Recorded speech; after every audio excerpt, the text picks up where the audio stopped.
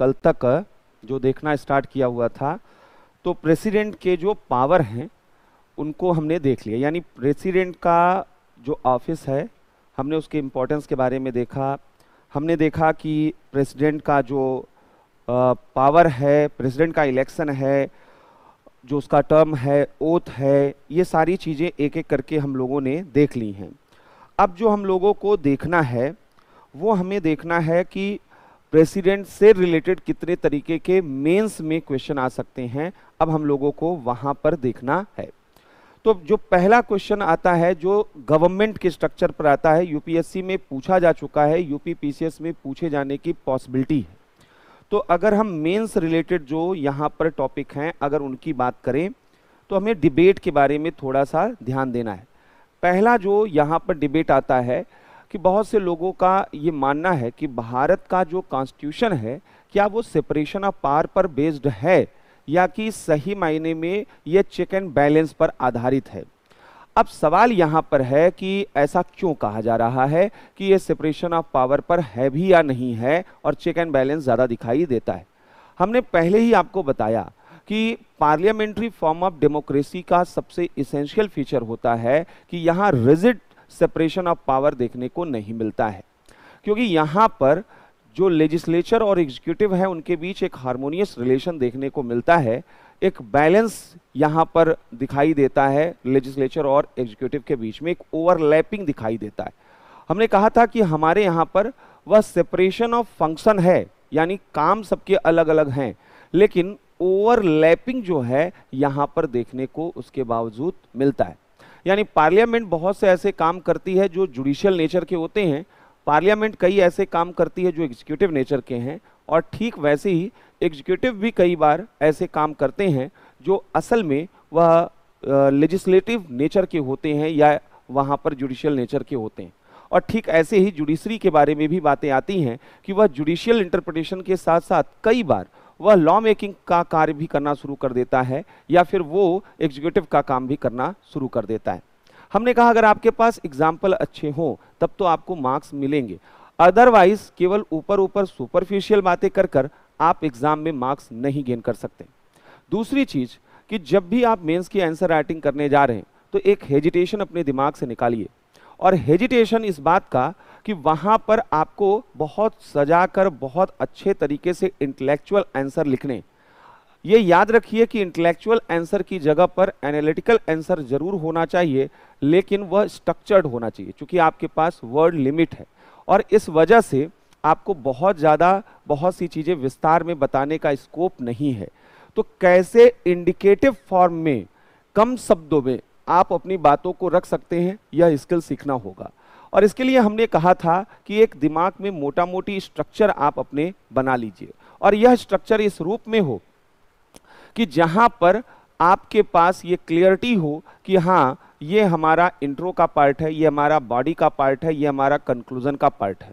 और हमने अपने दिमाग में ऊपर ही ऊपर ये बना लिया कि 20 वर्ड हम अगर इंट्रो को देंगे, हम अगर 150 वर्ड्स जो है अपने बॉडी पार्ट को देंगे और 30 वर्ड जो है वह कंक्लूजन को देंगे, तो एक मोटा मोटी हमारे दिमाग में क्लियरिटी आ जाती है। अब फिर सवाल दूसरा आता है कि 20 वर्ड में जो हमारा इंट्रो है वो कैसे इफेक्टिव बनाया जाए।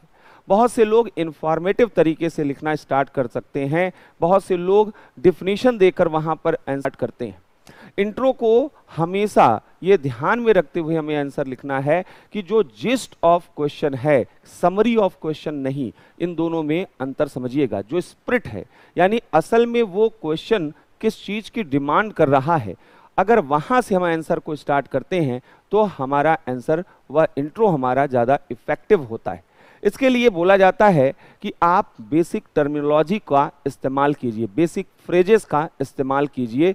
वहाँ पर आप पूरा डिफिनीशन देना स्टार्ट करेंगे, एक्सप्लेन करना स्टार्ट करेंगे तो आप आंसर नहीं लिख पाएंगे। तो टेक्निकल जो टर्मिनोलॉजी हैं, जो फ्रेजेस हैं, जो आप पढ़ने के दौरान आपके दिमाग में आ रहा है, उनका इस्तेमाल करना है। तो अगर आज हम कुछ क्वेश्चन आपके साथ डिस्कस करेंगे मेंस का, तो आपको ऐसे कई फ्रेजेस, कई ऐसे टेक्निकल टर्मिनोलॉजी वहां पर मिलेंगे। आपको ये करना है कोशिश कि अगर इस पर बेस्ड जितने भी टाइप के क्वेश्चन बन सकते हैं वो कहीं ना कहीं उनका कंटेंट, उनका सब्जेक्ट मैटर जो आज हम लोग देखेंगे वैसा ही रहेगा। तो क्वेश्चन चाहे जैसे आए, हमें इस तरीके के टेक्निकल टर्मिनोलॉजी का इस्तेमाल करना है और अपनी आंसर राइटिंग को और अधिक इम्प्रूव करना है। तो कोशिश करिए कि वहाँ पर ये चीज़ें हों।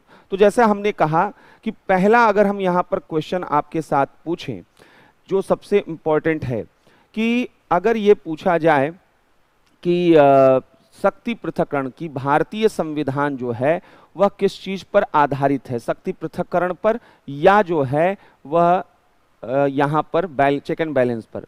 तो इंडियन कॉन्स्टिट्यूशन से रिलेटेड ये क्वेश्चन अगर आ रहा है कि इंडियन कॉन्स्टिट्यूशन जो है वह रिजिड जो है सेपरेशन ऑफ पावर पर क्या टिका हुआ है, रिजिड सेपरेशन ऑफ पावर पर, क्या यह सेपरेशन ऑफ पावर पर टिका हुआ है, बेस्ड है, या फिर यह चेक एंड बैलेंस के थ्योरी पर है, या चेक एंड बैलेंस थ्योरी पर है।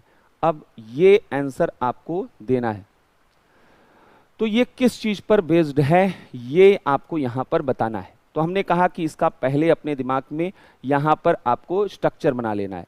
इस आंसर के दो पार्ट हैं। पहले बताइए कि कैसे यह सेपरेशन ऑफ पावर पर बेस्ड है, फिर बताइए कि ऐसा नहीं है कि यह सेपरेशन ऑफ पावर रिजिड है, बल्कि ये फ्लेक्सिबल है और बेसिकली ये चेक एंड बैलेंस है। अब यहां पर हमने कहा इंट्रो, तो इंट्रो में देखिए अगर इस तरीके के क्वेश्चन आते हैं तो कौन कौन से टेक्निकल जो है टर्मिनोलॉजी आपका आता है। सेपरेशन ऑफ पावर की जब बात की जाती है, तो सेपरेशन ऑफ पावर की जब बात की जाती है तो कुछ कीवर्ड्स यहां पर आपके दिमाग में होने चाहिए। हमने आपको शुरुआत में बताया था कि मॉन्टेस्क्यू का यह कहना था कि सेपरेशन ऑफ पावर क्यों, शक्ति पृथक्करण क्यों, क्योंकि यह जो है सरकार के आर्बिट्रेरी नेचर को कंट्रोल करता है। इसीलिए तो शक्ति पृथक्करण लाया गया कि जो कंसंट्रेशन ऑफ पावर है उसको प्रिवेंट करना इसका सबसे बड़ा काम था। यानी सरकार के विभिन्न अंगों में शक्तियों के केंद्रीकरण पर रोक लगाने के लिए तथा नागरिकों की स्वतंत्रता को संरक्षित करने के लिए शक्ति पृथक्करण सिद्धांत महत्वपूर्ण है। यह आपका एक इंट्रो हो गया जो आप सेपरेशन ऑफ पावर पर आपने लिख दिया। एग्जामिनर को भी चीजें क्लियर हो गई कि हाँ ये सेपरेशन ऑफ पावर के कंसेप्ट को समझता है जहां से आया है।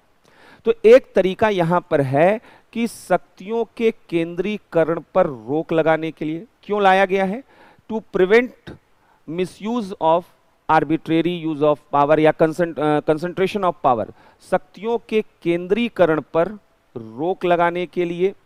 आप इनमें से कोई भी शब्दावली, रिजिड मत बनिएगा, जो दिमाग में आए, या फिर जो है किसी भी अंग की निरंकुशता की संभावना पर प्रतिबंध लगाने के लिए, किसी भी अंग की जो निरंकुशता है, जो आर्बिट्रेरीनेस है, उसको प्रिवेंट करने के लिए, कि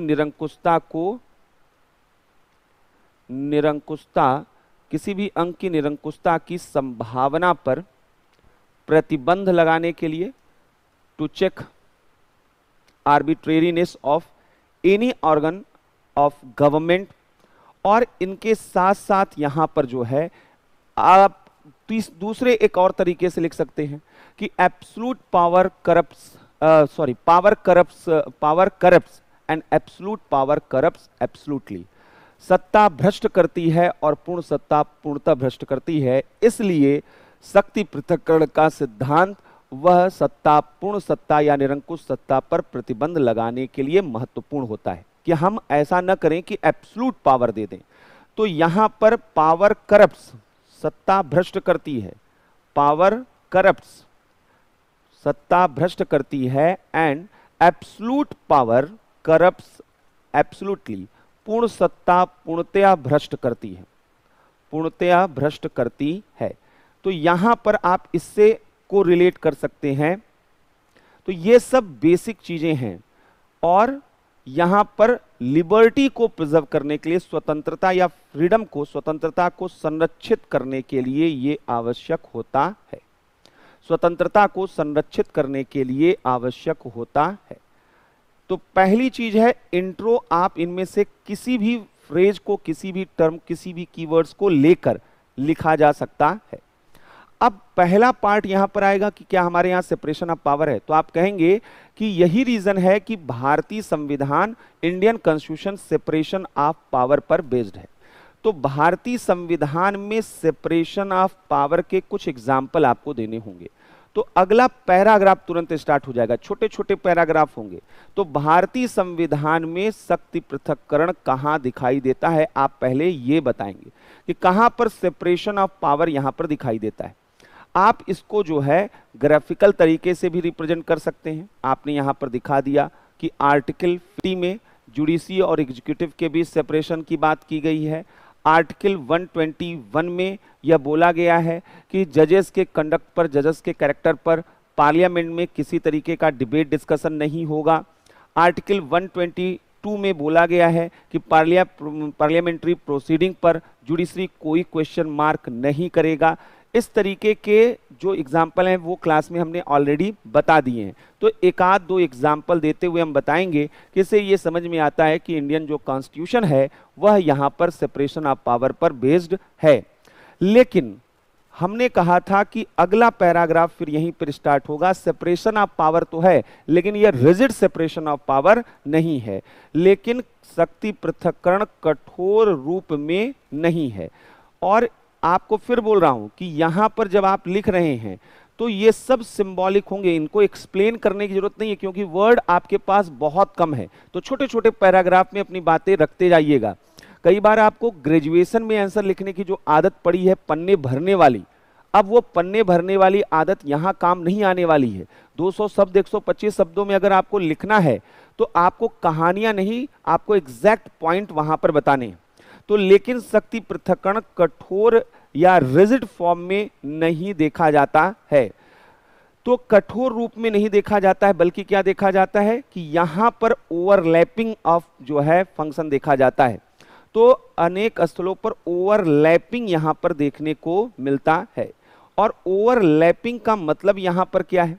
तो हमने कहा कि यहां पर जो है अगर हम बात करें तो ये आप एक फ्लो चार्ट से इसको आप दिखा देंगे कि एक तरफ पार्लियामेंट है तो पार्लियामेंट विधायी कार्य के साथ साथ वह कई बार वह न्यायिक कार्य करती है। जैसे इम्पीचमेंट, तो महाभियोग जो है वो क्या है, एक अर्ध न्यायिक कार्य है। तो ये एक यहाँ पर वह क्वासी जुडिशियल रोल में यहाँ पर वह दिखाई देती है। या इसी तरीके से अगर आप बात करेंगे कि कार्यपालिका, तो कार्यपालिका जो हमारे यहाँ है वैसे तो कानून संसद बनाती है, लेकिन संसद पूरा कानून जब नहीं बना पाती है तो कुछ नियम वगैरह उसके बनाने के लिए कार्यपालिका को सौंप देती है कि हमने देखिए मोटा मोटी कानून बना दिया है, बाकी के प्रोविजन आप इसमें ऐड कर लीजिएगा। इसको बोलते हैं डेलीगेटेड लेजिस्लेशन, यानी प्रत्यायोजित विधायन जो है वो यहाँ पर काम किसका होता है, वो यहाँ पर एग्जीक्यूटिव का होता है। इसी तरीके से जुडिशरी जब आप पढ़ेंगे, आगे हम लोग बात करेंगे, तो आर्टिकल 141 में ये बोला गया है कि उसके जो आदेश हैं वो कानून की भांति होंगे। आर्टिकल 142 में वह फॉर कंप्लीट जस्टिस, यानी पूर्ण न्याय देने के लिए न्यायपालिका वह कुछ भी आदेश दे सकती है। तो कई बार इन वजहों से जुडिशियल लेजिस्लेशन देखा जाता है कि न्यायपालिका कोई कानून बनाने की स्थिति में आ जाती है। यहां पर इसी तरीके से ये देखा जाता है। दूसरा चीज जो यहां पर है, एक सेकंड, तो यहां पर ये तो एक चीज तो यहां पर ये दिखाई देता है।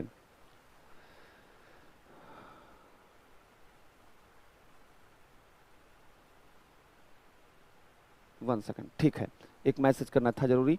तो यहां पर ओवरलैपिंग होता है, ये भी हम लोगों ने बात किया हुआ था। अब आइए यहां पर हमने क्या कहा था कि इसका रीजन क्या है, क्यों ओवरलैपिंग यहां पर यह देखने को मिलता है। सब एक दूसरे से जुड़ा हुआ आंसर होना चाहिए, लगे कि यहां बिल्कुल एक पिक्चर की तरीके से पूरा आंसर चल रहा है। तो आप बताएंगे इसका कारण क्या है, पार्लियामेंट्री फॉर्म ऑफ डेमोक्रेसी, क्योंकि भारत में संसदीय शासन है। भारत में क्या है, पार्लियामेंट्री फॉर्म ऑफ डेमोक्रेसी है, भारत में संसदीय शासन है, भारत में पार्लियामेंट्री फॉर्म ऑफ गवर्नमेंट है। और संसदीय शासन में क्या होता है, यहां पर शक्तियों का कठोर पृथक्करण नहीं होता है, यहां रिजिड सेपरेशन ऑफ पावर नहीं होता है। तो जहां कठोर शक्ति पृथक्करण नहीं पाया जाता है, बल्कि यहां क्या देखा जाता है कि कठोर शक्ति पृथक्करण नहीं, बल्कि यहाँ पर एक harmonious relation between legislature and executive, विधायिका और कार्यपालिका के मध्य समन्वय पूर्ण संबंध देखा जाता है। विधायिका और कार्यपालिका के मध्य यहाँ पर समन्वय पूर्ण संबंध देखा जाता है। तो यहाँ पर एक इस तरीके का वह संबंध देखा जाता है जो यहाँ पर समन्वय पूर्ण होता है। तो हमने ये बता दिया कि भाई यहाँ पर ओवरलैपिंग है और उसका रीजन है कि हमारे यहाँ रिजिड जो है वह यह संबंध नहीं पाया जाता है, सामंजस्यपूर्ण संबंध पाया जाता है, हमारे यहाँ समन्वयपूर्ण संबंध देखा जाता है। इस संबंध में हम क्या देखते हैं कि जो चेक एंड बैलेंस पर अधिक है, जो अवरोध और संतुलन पर अधिक आधारित है, यानी जो चेक एंड बैलेंस पर, यह हमारे आंसर का जो दूसरा पार्ट है। पहला पार्ट हो गया कि सेपरेशन ऑफ पावर है, लेकिन वो वहां पर ओवरलैपिंग दिखता है, वहां पर दिखाई देता है कि रिजिड नहीं है, अवरोध और संतुलन यहां पर अधिक दिखाई देता है। अवरोध और संतुलन कैसे दिखाई देता है ये आपको साबित करना पड़ेगा। हमारे कॉन्स्टिट्यूशन में चेक एंड बैलेंस, तो चेक कैसे किया जाता है? तो चेक किया जाता है कि पहला, हमारे यहाँ जो एग्जीक्यूटिव है वो किसके प्रति रिस्पॉन्सिबल है? लेजिस्लेचर। क्या एग्जीक्यूटिव आर्बिट्रेरी व्यवहार कर सकता है? कार्यपालिका विधायिका के प्रति उत्तरदायी होती है, विधायिका के प्रति रिस्पॉन्सिबल होता है। यहाँ पर यह सबसे पहला पहचान है पार्लियामेंट्री डेमोक्रेसी का। इससे होता क्या है? हमने कहा चेक, एक ऑर्गन दूसरे ऑर्गन को चेक करता है। जैसे नो कॉन्फिडेंस मोशन, अविश्वास प्रस्ताव, ये कौन लाता है और किसके खिलाफ लाता है? आगे ये सब पढ़ना है। विधायिका यानी संसद किसके खिलाफ? मंत्रिपरिषद यानी कार्यपालिका के खिलाफ लाते हैं, और अगर यह पास हो जाता है तो उन्हें इस्तीफा देना पड़ जाता है। आप सुनते हैं कि क्वेश्चन आर यानी प्रश्न काल जो है संसद में होते हैं, विधायिका कार्यपालिका से सवाल पूछती है और उनको जवाब देना वहां पर पड़ता है। ये सब क्या है? चेक है। यहां पर पार्लियामेंट्री कमेटीज हैं, यहां पार्लियामेंट्री मोशन है, संसदीय प्रस्ताव है दुनिया भर के, और ये वहां पर कार्यपालिका को इसके लिए जवाब देना पड़ता है। तो इसलिए कार्यपालिका विधायिका के प्रति क्या होती है? हमारे यहां उत्तरदायी होती है। इसी तरीके से अगर यहां पर देखा जाए तो न्यायपालिका वह जुडिशियल रिव्यू करती है। न्यायपालिका के पास अधिकार क्या है? न्यायपालिका द्वारा वह न्यायिक समीक्षा, जुडिशियल रिव्यू किया जाता है। जुडिशियल रिव्यू का मतलब क्या होता है? जुडिशियल रिव्यू का मतलब होता है कि विधायिका और कार्यपालिका क्या संविधान के अनुसार अपने काम कर रहे हैं, यानी अकॉर्डिंग टू कॉन्स्टिट्यूशन क्या वे परफॉर्म कर रहे हैं या नहीं कर रहे हैं। तो न्यायपालिका द्वारा न्यायिक समीक्षा किया जाता है, विधायिका का भी, तो उनके ऊपर भी चेक किया जाता है। अगर विधायिका कोई गलत कानून बना दे लेजिस्लेचर, तो जुडिशरी उसको अनकॉन्स्टिट्यूशनल डिक्लेयर कर सकती है, और ठीक ऐसे ही कार्यपालिका के काम जो फंक्शन है उनको भी अनकॉन्स्टिट्यूशनल वह डिक्लेयर कर सकती है। ये क्या है एग्जाम्पल किस चीज के? चेक के, कि हमारा जो कॉन्स्टिट्यूशन है चेक एंड बैलेंस, एक तरफ चेक किया जाता है यहां पर और दूसरी तरफ बैलेंस। बैलेंस कैसे होता है? यह एक दूसरे को बैलेंस कैसे करते हैं? तो यहां पर हम देखते हैं कि बैलेंस इस तरीके से है कि कार्यपालिका चुना किससे जाता है? कार्यपालिका के अभी प्रधानमंत्री और जो मंत्री हैं उनके लिए नियम क्या है कि वो संसद के किसी न किसी हाउस के मेंबर होने चाहिए, और अगर किसी हाउस के मेंबर नहीं हैं तो विद इन 6 मंथ उन्हें मेंबरशिप लेना पड़ेगा, अदरवाइज उनका जो वहां सदस्यता है वो खत्म हो जाएगा। यानी कार्यपालिका में रहना है तो विधायिका का सदस्य होना होगा। तो यहाँ कार्यपालिका के सदस्य विधायिका से चुने जाते हैं, यानी मेंबर ऑफ एग्जीक्यूटिव जो हैं वह इलेक्टेड बाई या चूजन बाई लेजिस्लेचर यहां पर होते हैं। कार्यपालिका के सदस्य विधायिका से लिए जाते हैं। ये अपने आप में इस बात को रिफ्लेक्ट करता है कि यहां पर वह एक बैलेंस देखने को मिलता है, या चेक एंड बैलेंस यहां पर देखने को मिलता है। हमारे यहाँ पर वह सुप्रीमेसी ऑफ कॉन्स्टिट्यूशन है, हमारे यहाँ संविधान की सर्वोच्चता है।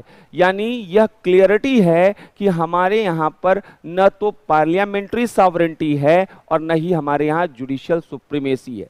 इंडिया में ब्रिटेन की तरीके से न तो पार्लियामेंट्री सॉवरेंटी है, ये सब क्लियर, ये सब फ्रेजेस हैं एक तरीके से, कि हमारे यहाँ ब्रिटेन की तरीके से पार्लियामेंट्री सॉवरेंटी नहीं है कि पार्लियामेंट ही सब कुछ है। तो यहाँ पर ब्रिटेन की भांति जो है वह पार्लियामेंट्री सॉवरेंटी नहीं है और न ही जुडिशियल सुप्रीमेसी है। यहाँ न्यायिक सर्वोच्चता भी नहीं है, जुडिशियल सुप्रीमेसी भी नहीं है, जो कि यूएस में दिखाई देती है। हमारे यहाँ किसकी सुप्रीमेसी है? वह कॉन्स्टिट्यूशन की सुप्रीमेसी है। ये अपने आप में यह स्पष्ट करता है कि यहाँ पर वह कौन यहाँ पर दिखाई देता है। तो हमारे यहाँ पर यह एक बैलेंस है। हमने सेपरेशन ऑफ फंक्शन यहां पर किया है, कार्यों का स्पष्ट बंटवारा हमारे यहां देखने को मिलता है। हमारे यहां पर कार्य सबके क्या क्या है ये क्लियर है और कोई एक दूसरे के मामले में अननेसेसरी इंटरफेयर नहीं करता है, कॉन्स्टिट्यूशन के अकॉर्डिंग ही करता है। तो यहां पर ये चीज देखने को मिलती है। तो कुल मिलाकर हम कंक्लूड करेंगे कि हमारा जो कॉन्स्टिट्यूशन है वह चेक एंड बैलेंस पर बेस्ड है, सेपरेशन ऑफ पावर के साथ साथ चेक एंड बैलेंस पर बेस्ड है। ये हमारा पहला यहां पर बेसिक फॉर्मूला होना चाहिए। अब आइए दूसरे क्वेश्चन की तरफ चलते हैं। हमने पहले ही शुरुआत में पार्लियामेंट्री फॉर्म ऑफ डेमोक्रेसी के बारे में आपको बताया था और प्रेसिडेंशियल फॉर्म ऑफ डेमोक्रेसी के बारे में बताया था। सवाल ये है कि भारत में इन इंडिया हमने क्यों आखिर पार्लियामेंट्री फॉर्म ऑफ डेमोक्रेसी को चुना? भारत में संसदीय शासन प्रणाली को why parliamentary form of democracy, पहला क्वेश्चन क्या है? Why parliamentary form of democracy, संसदीय शासन प्रणाली हमने क्यों चुना है? अगर प्रश्न आता है कि हमने संसदीय शासन प्रणाली क्यों चुना है और क्या आपको लगता है कि भारत में जो है अब प्रेसिडेंशियल फॉर्म ऑफ गवर्नमेंट चुन लेना चाहिए? अभी इधर बीच पिछले 2-4 सालों से ये डिबेट चल रहा है कि हमें पार्लियामेंट्री डेमोक्रेसी नहीं, प्रेसिडेंशियल फॉर्म ऑफ गवर्नमेंट जो अमेरिका में है उसको चुन लेना चाहिए। तो क्या अध्यक्षात्मक शासन प्रणाली यानी क्या प्रेसिडेंशियल फॉर्म ऑफ गवर्नमेंट को एक्सेप्ट करना चाहिए? क्या अध्यक्षात्मक शासन को स्वीकार करना चाहिए? तो ये दो यहां पर बेसिक क्वेश्चन बनते हैं। हमने क्यों आखिर पार्लियामेंट्री डेमोक्रेसी को चुना, हमने प्रेसिडेंशियल डेमोक्रेसी को क्यों नहीं चुना और क्या अब प्रेसिडेंशियल फॉर्म ऑफ डेमोक्रेसी को हमें एक्सेप्ट कर लेना चाहिए? आइए इन आंसर को भी देखते हैं एक एक करके कैसे यहां पर देखा जाता है। हमने कहा जब इंट्रो यहां पर देखना है तो आप इंट्रो में बता सकते हैं कि पार्लियामेंट्री डेमोक्रेसी जो है वह रिस्पॉन्सिबल जो है गवर्नमेंट का सिद्धांत पर आधारित है। तो यह जो है हमारे यहाँ पर वह बहुत ज़रूरी था कि एक उत्तरदायी सरकार हो और इसलिए हम यहाँ पर जो है वह पार्लियामेंट्री डेमोक्रेसी की तरफ मूव किए। लेकिन हमें चूंकि आर्गुमेंट यहाँ पर देने हैं तो हम पहले ही बता देंगे कि what is parliamentary form of government. तो हमने कहा संसदीय शासन में क्या देखा जाता है कि यहाँ पर वह शक्ति का कठोर पृथक्करण नहीं पाया जाता है। यानी जो अभी ऊपर आपने देखा कि यहाँ रिजिड सेपरेशन ऑफ पावर नहीं देखा जाता है और यहाँ पर यह उत्तरदायी सरकार यानी रिस्पॉन्सिबल गवर्नमेंट के कंसेप्ट पर आधारित है, यह उत्तरदायी सरकार की धारणा पर आधारित है। इससे अधिक इंट्रो में लिखने की कोई जरूरत यहाँ पर नहीं है और हम सीधे क्वेश्चन पर आएंगे क्योंकि ये क्वेश्चन से ही जुड़ा था। हम यहाँ सीधे बताएंगे कि हमने क्यों एक्सेप्ट किया, भारत में क्यों स्वीकार किया गया, तो इसके पीछे के लॉजिक, भारत में स्वीकार करने के पीछे का तर्क क्या है, यह तर्क क्या है, यह आर्गुमेंट पहले हम देखेंगे। सीधे हम यहाँ पर बताएंगे एग्जामिनर को कि देखिए हमको मालूम है कि क्या क्या आर्गुमेंट है, पॉइंट में हम अपने आर्गुमेंट वहां पर देना शुरू कर देंगे। पहला आर्गुमेंट यहां पर है कि एक तो हमारे लिए यह कोई नया कंसेप्ट नहीं था। जब देश आजाद हो रहा था तो हमारे लिए parliamentary democracy was not a new concept, क्योंकि हमारे पास एक्सपीरियंस था ब्रिटिश रूल का और ब्रिटेन जो कि पार्लियामेंट्री डेमोक्रेसी की मदर माना जाता है कि वहीं से यह शुरू हुआ था, तो हम directly indirectly parliamentary form of democracy से थोड़े बहुत अटैच थे। दूसरा, हमें रियल एक्सपीरियंस, एक हो गया कि ब्रिटेन, भारत में ब्रिटेन ने कभी पार्लियामेंट्री डेमोक्रेसी को रियल मीनिंग में यूज नहीं किया था, अप्लाई नहीं किया था। तो लेकिन फिर भी हम लोग ब्रिटेन जाते आते थे, हमारे इंटेलेक्चुअल्स आते जाते थे, तो हमें मालूम तो था कि ये पार्लियामेंट्री डेमोक्रेसी होता क्या और हमें अट्रैक्ट करता था। दूसरी बात, 1935 में जब गवर्नमेंट ऑफ इंडिया एक्ट आया, उसके बाद 1937 में इलेक्शन कंडक्ट इंडिया में कराए गए, तो राज्यों में सरकारें बनी और यह सरकारें पार्लियामेंट्री डेमोक्रेसी पर ही काम कर रही थी। आपको मालूम होना चाहिए कि संयुक्त प्रांत तब उत्तर प्रदेश हुआ करता था और उस दौरान यह देखा जाता था कि संयुक्त प्रांत उत्तर प्रदेश हुआ करता था और उत्तर प्रदेश जो है संयुक्त प्रांत के पहले मुख्यमंत्री गोविंद बल्लभ पंत उसी दौरान बने थे। तो हमारे बहुत से चीफ मिनिस्टर 1937 के बाद बने और इन लोगों को पार्लियामेंट्री डेमोक्रेसी में काम करने का एक्सपीरियंस अच्छा खासा हो चुका था। तो पहला हमारे अनुभव, यानी यहां पर पहला था कि बिफोर जो है इंडिपेंडेंस जो है, जो हमारा एक्सपीरियंस था ब्रिटिश पार्लियामेंट्री गवर्नमेंट का जो एक एक्सपीरियंस था। तो भारत में स्वतंत्रता के पूर्व या आजादी के पूर्व, स्वतंत्रता के पूर्व ब्रिटिश पार्लियामेंट्री रूल का experience of British parliamentary rule, British संसदीय शासन का अनुभव, ये हमको क्या है यहां पर मिला हुआ था। ब्रिटिश संसदीय शासन का एक्सपीरियंस जो है ये हमको मिला हुआ था।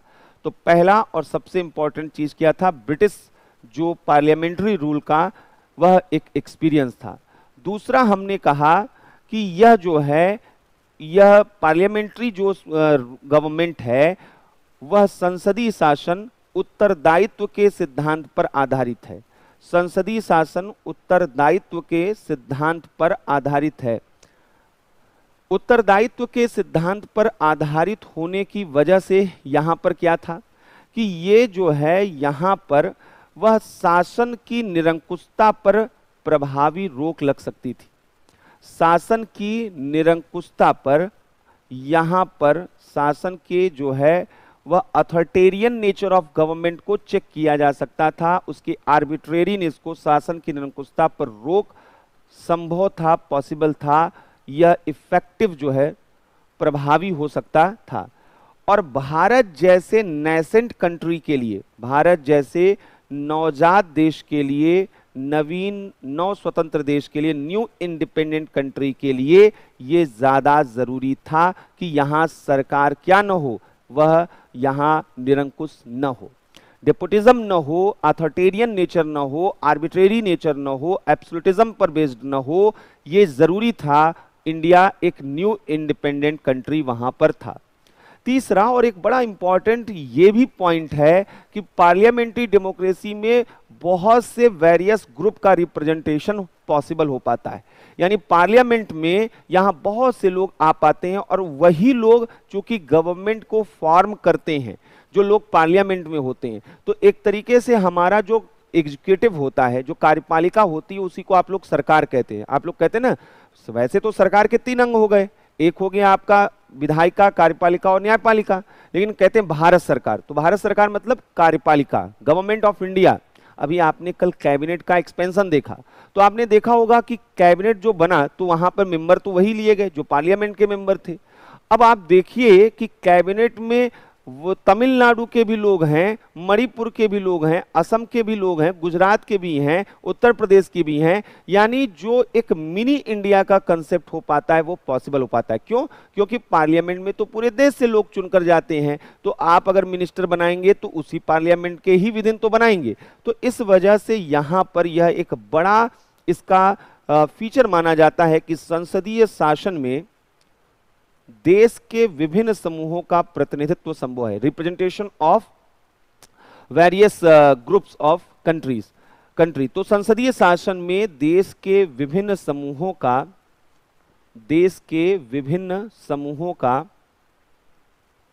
प्रतिनिधित्व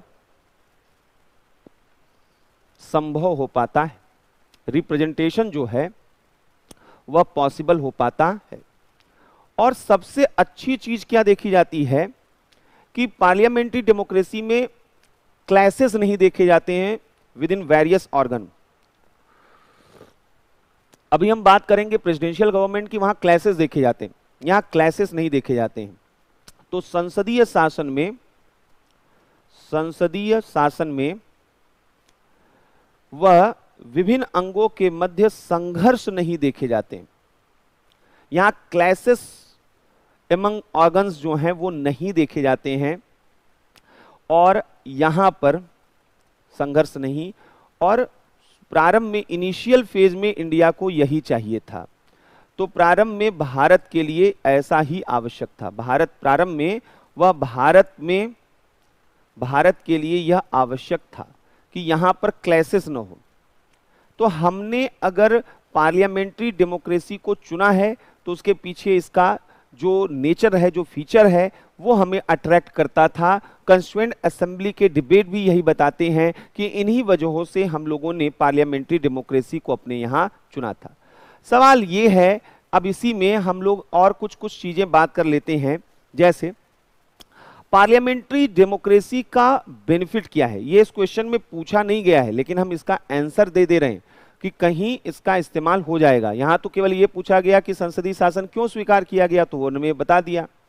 दूसरा, अध्यक्षात्मक शासन क्यों नहीं स्वीकार कर लेते हैं, तो हम उसी का आंसर देने के क्रम में हम कुछ और एक्स्ट्रा पॉइंट्स भी बताते चल रहे हैं। तो पार्लियामेंट्री डेमोक्रेसी के बेनिफिट क्या हैं, लाभ क्या हैं, पहले एक बार इसको भी देख लेते हैं। अगर कोई बोले कि संसदीय शासन क्यों, तो यहां पर जैसा ऊपर बताया गया कि यहां पर एक हार्मोनियस रिलेशन देखा जाता है, यहां पर देखा जाता है कि एक क्लैसेस अवॉइड किए जाते हैं, कन्फ्लिक्ट्स अवॉइड किए जाते हैं विद इन जो ऑर्गन्स वहां पर होते हैं।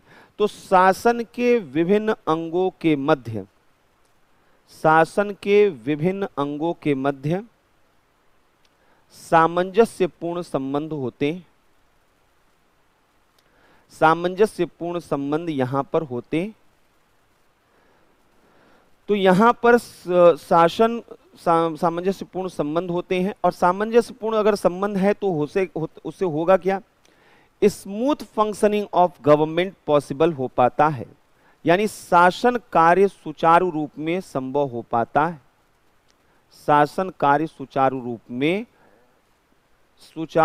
संभव हो पाता है, स्मूथ फंक्शनिंग हो पाती है, आसानी से कोई कन्फ्लिक्ट नहीं होता है। दूसरा और सबसे इंपॉर्टेंट चीज जो यहां पर देखने को मिलता है, वो ये देखने को मिलता है कि ये जो सिस्टम होता है, इस सिस्टम में उत्तरदायित्व यानी रिस्पॉन्सिबिलिटी, उत्तरदायित्व का सिद्धांत यहां पर देखने को मिलता है। उत्तरदायित्व यहां पर जो है वह दिखाई देता है।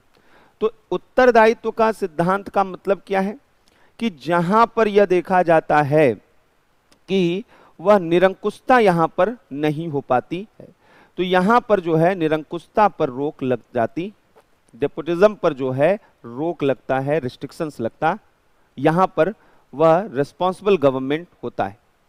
तीसरा और सबसे इंपॉर्टेंट, यह कलेक्टिव रिस्पॉन्सिबिलिटी पर बेस्ड है। कलेक्टिव रिस्पॉन्सिबिलिटी का मतलब क्या है, पार्लियामेंट्री डेमोक्रेसी में एक व्यक्ति पर बल नहीं होता है। यहां सरकार कौन चला रहा है, कहने को प्रधानमंत्री, लेकिन मान्यता यह है कि प्रधानमंत्री अपने मंत्रियों के साथ यहां पर रूल करते हैं, और मंत्रियों की भूमिका बहुत महत्वपूर्ण होती है। प्रधानमंत्री बस मंत्रियों में एक कदम आगे है, लेकिन वो सब मिलकर इस देश को चलाते हैं। इसलिए बोला जाता है कि एक व्यक्ति के शासन पर वह अनेक व्यक्तियों का शासन बेहतर है, क्योंकि इंडिविजुअल विजडम से अच्छा है कलेक्टिव विजडम। तो पार्लियामेंट्री डेमोक्रेसी सामूहिक विवेक, कलेक्टिव विजडम पर यहां निर्णय लिए जाते हैं, कलेक्टिव विजडम पर बेस्ड डिसीजन यहां पर लिए जाते हैं, decision based on collective wisdom. ये इसका एक बड़ा अच्छा सा फीचर है। पार्लियामेंट्री डेमोक्रेसी में डिबेट डिस्कशन के स्कोप बहुत ज्यादा होते हैं, इसलिए इसे डेलिब्रेटिव डेमोक्रेसी के लिए अच्छा माना जाता है। यह डेलिब्रेटिव डेमोक्रेसी परिचर्चात्मक लोकतंत्र को प्रभावी बनाता है। पार्लियामेंट्री डेमोक्रेसी वह डेलिब्रेटिव डेमोक्रेसी को इफेक्टिव बनाता है, क्योंकि यहां पर वह पॉलिटिकल पार्टीज का रोल बहुत ज्यादा होता है। यहां पर वह चुनाव जो प्रक्रिया होती है, उस चुनाव प्रक्रिया के दौरान जो पॉलिटिकल पार्टीज होती हैं वो सड़कों पर उतरती हैं, जनता से मिलती हैं, सरकार की नीतियों की आलोचना करती हैं। पार्लियामेंट्री डेमोक्रेसी में पॉलिटिकल पार्टीज वह सालों साल काम करती हैं। प्रेसिडेंशियल डेमोक्रेसी यानी अमेरिका में केवल और केवल जब चुनाव आता है तब पॉलिटिकल पार्टी रिपब्लिकन और डेमोक्रेट एक्टिव होती हैं, बाकी वो पैसिव रहती हैं। इंडिया में ऐसा नहीं है, चुनाव हो या न हो पॉलिटिकल पार्टीज हमेशा एक्टिव रहती हैं। इससे पॉलिटिकल अवेयरनेस जो है स्प्रेड होता है, लोगों को मालूम चलता है मुद्दों के बारे में। अगर आज आप सरकार की आलोचना कर पा रहे हैं तो कहीं ना कहीं उसमें वह हो सकता है कि राहुल गांधी के द्वारा गिनाए गए 5 पॉइंट्स हो, अखिलेश यादव जी के द्वारा गिनाए गए 5 पॉइंट्स हो, मायावती जी के द्वारा बताए गए 4 पॉइंट्स हो। कहीं ना कहीं आप अपोजिशन पार्टी और अदर पॉलिटिकल ऑर्गेनाइजेशन से इन्फ्लुएंस्ड होते हैं, और अगर आप सरकार को सपोर्ट करते हैं तो कहीं ना कहीं सरकार के जो अलग अलग मेंबर हैं पॉलिटिकल पार्टीज में, जो बीजेपी के प्रवक्ता हैं, आप उनकी बातों से कहीं ना कहीं सहमत होते हुए दिखाई देते होंगे।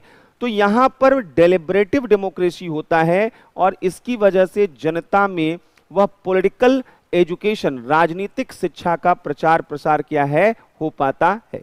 तो जनता जो है वो पॉलिटिकली एजुकेटेड यहाँ पर होती है अगर हम पार्लियामेंट्री डेमोक्रेसी को लेकर आते हैं। और यही माना जाता है कि पार्लियामेंट्री डेमोक्रेसी मल्टी जो पार्टी सिस्टम है उसके लिए बहुत कंडीसिव है, बहुत ही ज्यादा अनुकूल है। तो बहुदलीय व्यवस्था यहां पर ज्यादा देखी जाती। बहुदलीय व्यवस्था यहां पर जो है वह बहुदलीय व्यवस्था के अनुकूल यहां पर है। माना जाता है कि पार्लियामेंट्री डेमोक्रेसी जो है वह कंसेंट पर यानी सहमति पर आधारित होती है। यहां सहमति पर आधारित होती है, जहां पर लोगों की सहमति को बड़ा क्या है तरजीह दिया जाता है, कंसेंट पर बेस्ड होती है। ये सारी चीजें यहां पर हम लोगों को देखना था। तो ये था पार्लियामेंट्री डेमोक्रेसी का जो हमें यहां पर अगर देखा जाए तो क्या उसके बेनिफिट हैं। अब आइए पार्लियामेंट्री डेमोक्रेसी के जो यहां पर निगेटिव पॉइंट्स हैं उनको भी देखते हैं। यानी संसदीय शासन जो है उसके क्या नकारात्मक पक्ष हैं, उसकी आलोचना क्यों की जाती है, यानी वहां पर जो है संसदीय शासन के नकारात्मक negative aspect of parliamentary democracy, क्यों इसकी आलोचना की जाती है, क्यों इसको अच्छा नहीं मानाता है। कहा जाता है कि ठीक है कि आप यहां पर आर्बिट्रेरीनेस को रोकने के लिए चेक एंड बैलेंस बनाकर रखते हैं। पार्लियामेंट्री डेमोक्रेसी की अच्छी बात यह है, इसमें कहीं कोई डाउट नहीं है, यह सामंजस्यपूर्ण संबंधों पर आधारित है। लेकिन अगर मानिए कि प्राइम मिनिस्टर कोई एक ऐसा व्यक्ति बनता है जिसकी पार्टी को फुल एब्सोल्यूट मेजॉरिटी लोकसभा और राज्यसभा में मिल जाए, यानी मोदी जी को लोकसभा और राज्यसभा में पूर्ण बहुमत मिल जाए, तो यहां पर लोग चाहे जितना विरोध करें, सरकार इतनी ताकतवर होगी कि वह कुछ भी कर सकती है।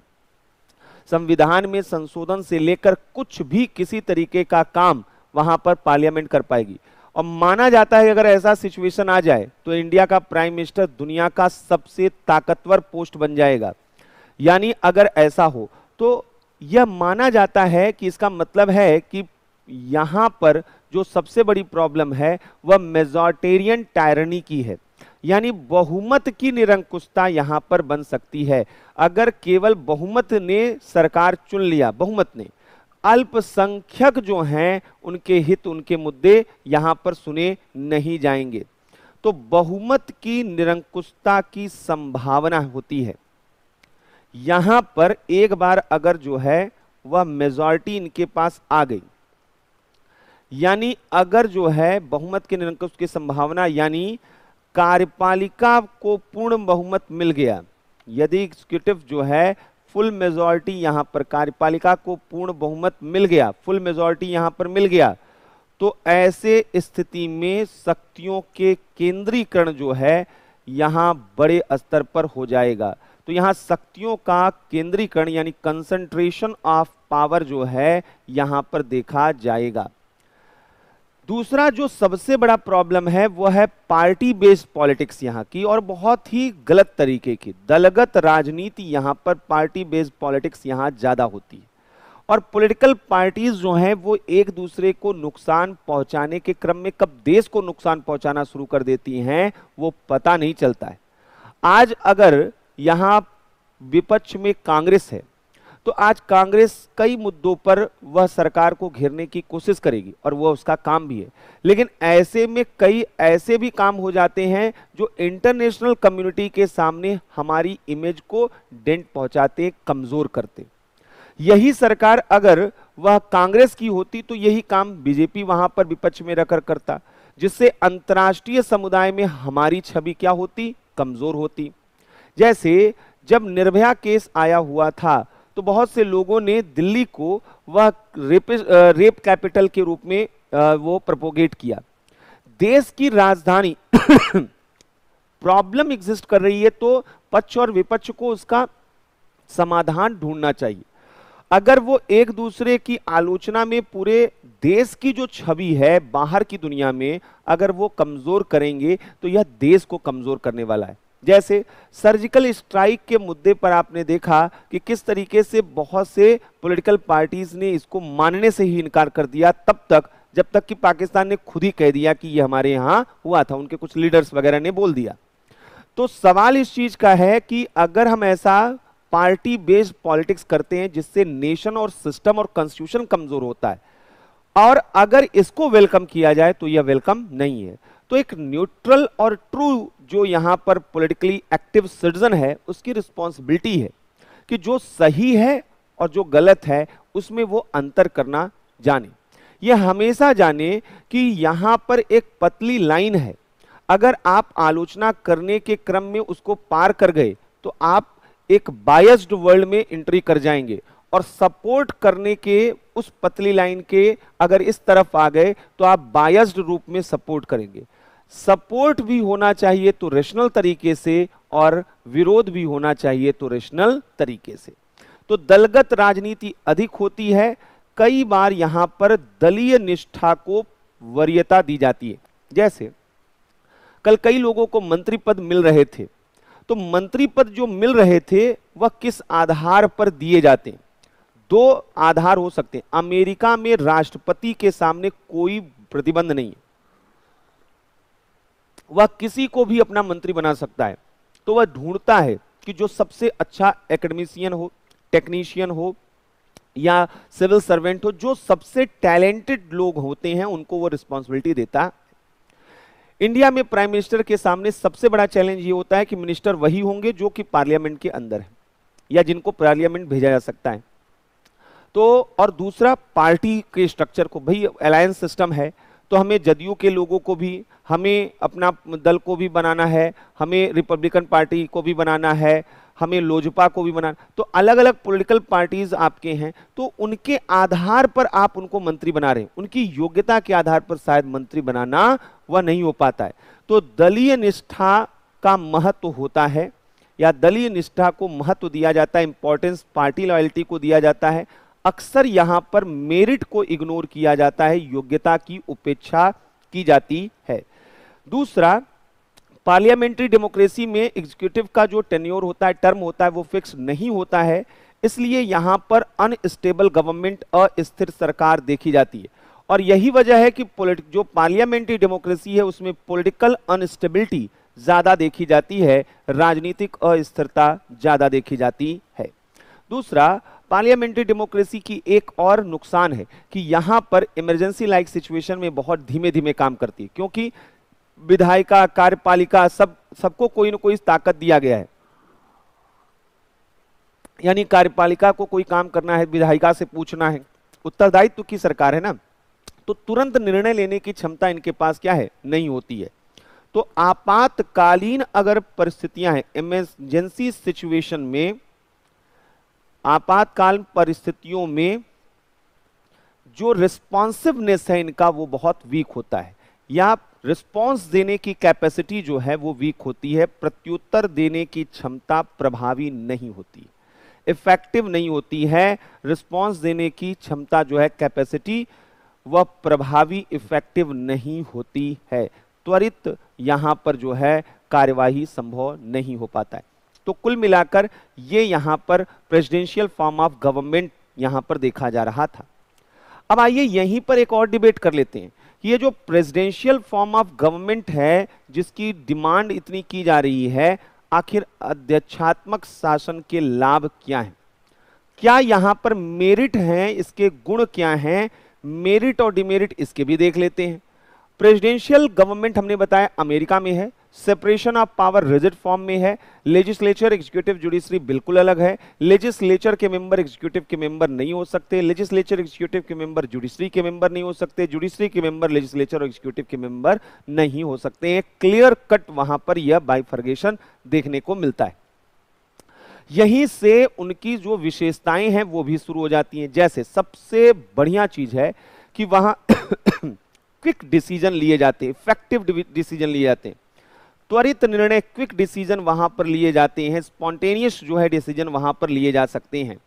इसलिए क्योंकि यहां पर सब अलग अलग काम कर रहे हैं, किसी को किसी से पूछने की जरूरत नहीं है संसदीय शासन जैसा, तो यहां पर इफिशियंसी जो है, एडमिनिस्ट्रेटिव इफिशियंसी ज्यादा होती है, यहां प्रशासनिक कुशलता अधिक देखी जाती है, यानी एडमिनिस्ट्रेटिव इफिशियंसी यहां पर ज्यादा बेहतर होती है।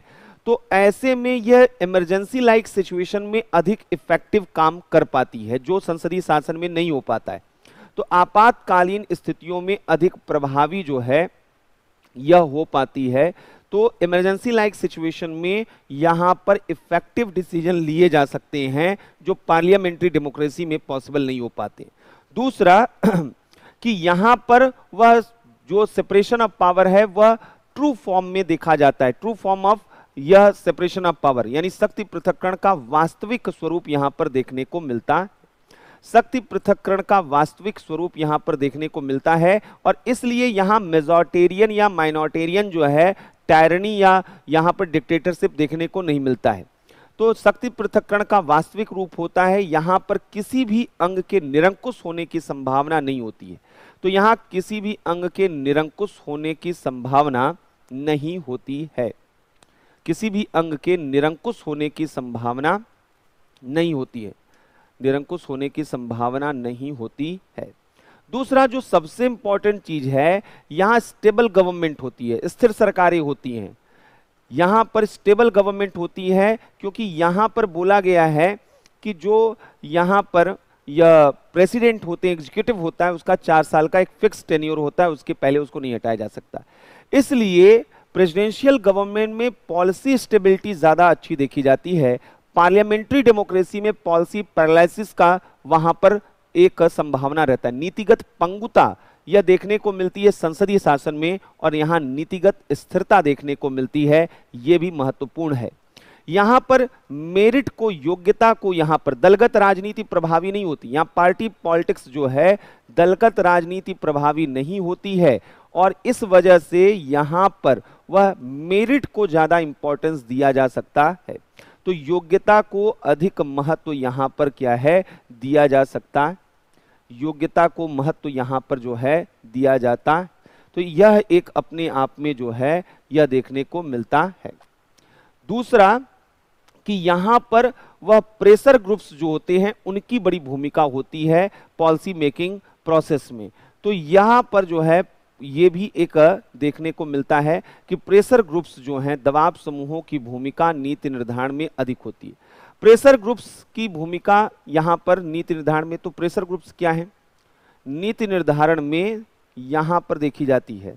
तो ये प्रेशर ग्रुप्स नीति निर्धारण में, तो ये प्रेशर ग्रुप्स क्या होते हैं, दबाव समूह क्या होते हैं जिनकी भूमिका यहां पर दिखाई देती है, जो सरकार के बाहर रहकर शिक्षकों के, किसानों के, उद्योगपतियों के, ये जो समूह इनके बनते हैं, इंटरेस्ट ग्रुप बनते हैं, सरकार पर क्या है अधिक वहां पर प्रभावी व दबाव बना सकते हैं। लेकिन इसकी डिमेरिट्स भी हैं। तो ये प्रेसिडेंशियल गवर्नमेंट की डिमेरिट्स यहां पर क्या, अध्यक्षात्मक शासन की के अवगुण क्या है या दोष क्या हैं, डिमेरिट्स क्या हैं, ये भी एक बार पॉइंट्स में हम लोग देख लेते हैं। तो अगर हम देखें तो प्रेसिडेंशियल गवर्नमेंट के जो डिमेरिट है उनमें पहला, इसमें lack of responsibility, lack of responsibility देखने को मिलता है। तो लैक ऑफ रिस्पॉन्सिबिलिटी यानी उत्तरदायित्व की भावना का अभाव यहां पर दिखाई देता है।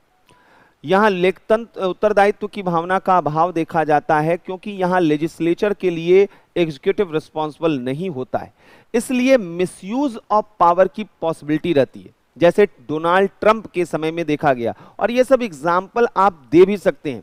यहाँ शक्तियों के दुरुपयोग की संभावना रहती है, दुरुपयोग की संभावना रहती है। ट्रंप ने क्या कहा कि हम चुनाव हारेंगे तो हम मानेंगे ही नहीं। वहां पर उन्होंने सेना के मिसयूज की भी बात वहां पर उठानी शुरू कर दी थी। बोला जाता है कि सर्विलांस सिस्टम के थ्रू लोगों की टेपिंग वगैरह उन्होंने शुरू कर दी थी। तो शक्तियों के दुरुपयोग की संभावना होती है। तो आप एग्जाम्पल के रूप में डोनाल्ड ट्रंप की किसी एक बात को यहां पर कोट कर सकते हैं। यहां पर एक और चीज देखा जाता है, क्योंकि सामंजस्यपूर्ण संबंध नहीं है, यहाँ हार्मोनियस रिलेशन बिटवीन ऑर्गन्स नहीं है, तो ऐसे में यहाँ पर कन्फ्लिक्ट्स जो हैं वह ऑर्गन्स के बीच में सरकार के वो पॉसिबल हैं। तो शासन के विभिन्न अंगों के मध्य, यहाँ शासन के विभिन्न अंगों के मध्य गतिरोध और संघर्ष, विभिन्न अंगों के मध्य गतिरोध और संघर्ष देखने को मिलता है। विभिन्न अंगों के मध्य गतिरोध और संघर्ष देखने को मिलता है। तो इस व्यवस्था में जो है कठोरता बहुत ज्यादा, रिजिडिटी बहुत ज्यादा होती। यह मल्टी पार्टी सिस्टम के लिए उपयुक्त नहीं है। जहां पर भी प्रेसिडेंशियल गवर्नमेंट होगा वहां केवल जो है बाई जो पॉलिटिकल पोल होते हैं, यानी द्विध्रुवी जो हैं, वहां पर टू पार्टी सिस्टम ही काम करता है। जैसे अमेरिका में दो ही पार्टियां हैं, रिपब्लिकन और डेमोक्रेट, वही लड़ सकती हैं। तो यहां पर मतलब और स्पेस ही नहीं बन पाता है, तो बहुदलीय व्यवस्था में प्रभावी नहीं है। तो मल्टी पार्टी सिस्टम के लिए इफेक्टिव नहीं है, उचित नहीं है, और ये इसके पीछे आर्गुमेंट दिया जाता है। तो हमने कहा यहां पर बेसिकली हम लोग यहां देखने की कोशिश कर रहे थे कि ये जो प्रेसिडेंशियल गवर्नमेंट या यहां पर पार्लियामेंट्री डेमोक्रेसी है, यहां पर क्या क्या वहां पर देखने को मिलता है। तो ये देखा जाता है। तो यहाँ पर सरकार में सभी समूहों का प्रतिनिधित्व संभव नहीं हो पाता है, जिम्मेदारी का अभाव होता है, जनता की भागीदारी चुनाव तक ही सीमित होती है। ऐसे तमाम आर्गुमेंट यहाँ पर दिए जा सकते हैं। जो पार्लियामेंट्री डेमोक्रेसी की मेरिट है वो इसके डिमेरिट हो जाएंगे। तो यहाँ पर जो है वह सरकार में सभी समूहों का प्रतिनिधित्व नहीं हो पाता है। सरकार में सभी समूहों का प्रतिनिधित्व जो कि पार्लियामेंट्री डेमोक्रेसी में हो पाता है, ये यहाँ पर देखा जाता है। जनता की भागीदारी केवल चुनावों तक सीमित रहकर हो जाती है। जनता की भागीदारी केवल चुनावों तक सीमित होती है। पार्टिसिपेशन ऑफ पीपल जो है वह केवल चुनावों तक सीमित हो जाती है, क्योंकि यहाँ पर वह हमेशा पॉलिटिकल पार्टी एक्टिव नहीं होती हैं, केवल चुनावों तक सीमित हो पाती। तो बहरहाल तो ये हमने यहाँ पर लेकर देखा। अब लेकिन यहाँ पर जो है जो डिबेट अभी चल रहा था वो डिबेट यहां पर देखते हैं। डिबेट ये चल रहा है कि क्या भारत में संसदीय शासन के स्थान पर अध्यक्षात्मक शासन लाया जाए। अब मेन क्वेश्चन जो पूछा गया था, तो यहां पर क्वेश्चन क्या है, प्रश्न क्या था, प्रश्न था कि क्या भारत में पार्लियामेंट्री डेमोक्रेसी को रिप्लेस कर देना चाहिए प्रेसिडेंशियल गवर्नमेंट से। क्या भारत में संसदीय शासन के स्थान पर, संसदीय शासन के स्थान पर अध्यक्षात्मक शासन लाया जाए, अध्यक्षात्मक शासन यहां पर लाया जाए, प्रेसिडेंशियल गवर्नमेंट लाया जाए। अब देखिए यहां पर जो है वह जो सबसे महत्वपूर्ण चीज है कि अगर हम चाहते हैं इसको, तो इसके पीछे आर्गुमेंट क्या है। तो ऊपर जो आपने पढ़ा है आप उन्हीं को आर्गुमेंट बना सकते हैं। आप कह सकते हैं कि हाँ ऐसा किया जा सकता है, और अगर ऐसा किया जा सकता है तो ऐसा क्यों किया जा सकता है। तो अब आपके पास आर्गुमेंट है हाँ कि अध्यक्षात्मक शासन को एक्सेप्ट करना चाहिए, नहीं ऐसा नहीं करना चाहिए। तो दो पार्ट में हम इसको एज आंसर को देख सकते हैं। पहला क्या है भाई, पार्लियामेंट्री डेमोक्रेसी वह पॉलिसी पैरालिसिस को बढ़ावा देती है, नीतिगत पंगुता को बढ़ावा देती है। तो ऐसे में त्वरित और प्रभावी निर्णय नहीं हो पाता है, और जिससे वह अंडर डेवलपमेंट का एक सिचुएशन क्रिएट हो जाता है। तो यहां पर जो है यह सबसे इंपॉर्टेंट है कि नीतिगत सक्रियता के लिए, पॉलिसी एक्टिवनेस के लिए हम क्या चाहते हैं, पॉलिसी एक्टिवनेस कि नीतिगत सक्रियता हमारे यहाँ हो जिससे कि डेवलपमेंट हो सके। और जबकि हम देखते हैं कि संसदीय शासन जो है, संसदीय शासन में ये प्रेसिडेंशियल फॉर्म में, अध्यक्षात्मक शासन में पॉलिसी एक्टिविज्म देखा जाता है, संसदीय शासन में नीतिगत पंगुता देखी जाती है, नीतिगत पंगुता देखी जाती है। और इसकी वजह से अंडर डेवलपमेंट की स्थिति बनी रहती है, अल्प विकास की स्थिति बनी रहती है, अंडर डेवलपमेंट की स्थिति बनी रहती है। तो पहला लॉजिक ये दिया जाता है कि अगर प्रेसिडेंशियल गवर्नमेंट को हम एक्सेप्ट करते हैं तो भारत में पॉलिसी एक्टिविज्म होगा। यहां पर पॉलिसी केवल फार्मुलेट नहीं होगी, निचले स्तर पर इंप्लीमेंट हो पाएंगी, स्पीडी यहां पर डिसीजन हो पाएगा। यह स्लो फॉर्म में जो यहां पर हमारे यहाँ डिसीजन होते हैं वो ऐसे नहीं रहेंगे। दूसरा, पार्टी पॉलिटिक्स जो है ये इस पर रोक लगेगी।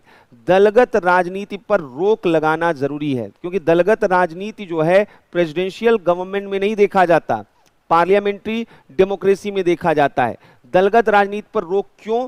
क्योंकि इसके कारण राष्ट्रीय हितों के स्थान पर वह पार्टी इंटरेस्ट जो है सुपीरियर हो जाते हैं। हमने बताया कि पार्टी इंटरेस्ट जब सुपीरियर हो जाएं और अथॉरिटी में आना एकमात्र अपना जो है वह जुनून बन जाए, तो हम कोई भी एंटी सिस्टम और एंटी नेशन एक्टिविटीज को करने से नहीं चूकते हैं। तो यहां पर राष्ट्रीय हितों के स्थान पर, राष्ट्रीय हितों के स्थान पर दलगत हित जो हैं वह दलगत हित अधिक प्रभावी हो जाते हैं, दलगत हित अधिक प्रभावी हो जाते हैं, पार्टी इंटरेस्ट सुपीरियर हो जाता है नेशनल इंटरेस्ट पर। तो इसको रोकने के लिए क्या चाहिए? प्रेसिडेंशियल गवर्नमेंट हमें लाना चाहिए, पार्लियामेंट्री डेमोक्रेसी से काम नहीं चलेगा।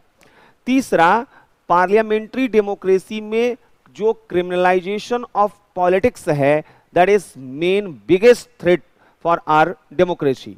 तो भारतीय संसदीय शासन में, भारतीय संसदीय शासन में बढ़ता जो यहां पर बढ़ता राजनीति का अपराधीकरण, अगर इसे हमें रोकना है, इसे अगर हमें रोकना है, राजनीतिक अपराधीकरण को रोकना है, तो ऐसे में हमें यहां पर यह अध्यक्षात्मक शासन प्रणाली को लिया जाना चाहिए। क्योंकि अध्यक्षात्मक शासन प्रणाली की विशेषता क्या है?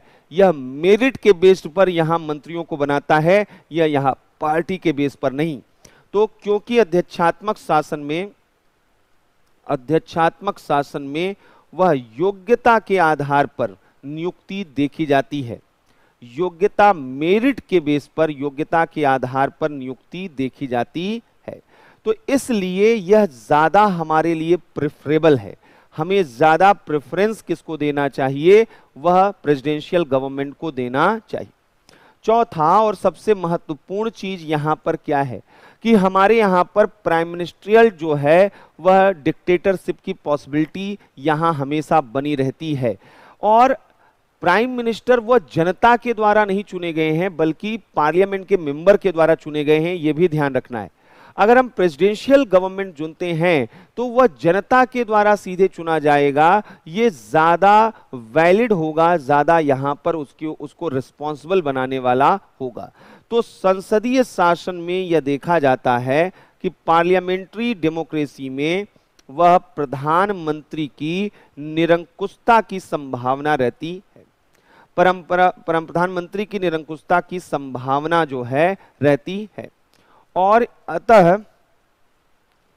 और यहां पर इसकी तुलना में, यानी प्राइम मिनिस्टर की तुलना में, इसकी तुलना में वह निर्वाचित राष्ट्रपति, अध्यक्षात्मक शासन में क्या होता है? इलेक्टेड प्रेसिडेंट, इलेक्टेड प्रेसिडेंट जो है जनता द्वारा निर्वाचित, यानी पब्लिक के द्वारा जो है इलेक्टेड जो प्रेसिडेंट है राष्ट्रपति, वह अधिक बेहतर विकल्प होगा, अधिक बेहतर यहां पर विकल्प होगा। तो हमें जो है प्राइम मिनिस्टर के जो है डेपुटिज्म को, उसके आर्बिट्रेरीनेस को रोकना अगर है, प्रधानमंत्री कुछ भी कर सकता है, और प्रधानमंत्री अगर कुछ भी कर सकता है, अमेरिका में डोनाल्ड ट्रंप सब कुछ कर सकते थे, नहीं कर पाए। क्यों नहीं कर पाए? क्योंकि वो केवल कार्यपालिका के हेड हैं, विधायिका के कामों में अड़ंगा वहां पर वो नहीं डाल सकते।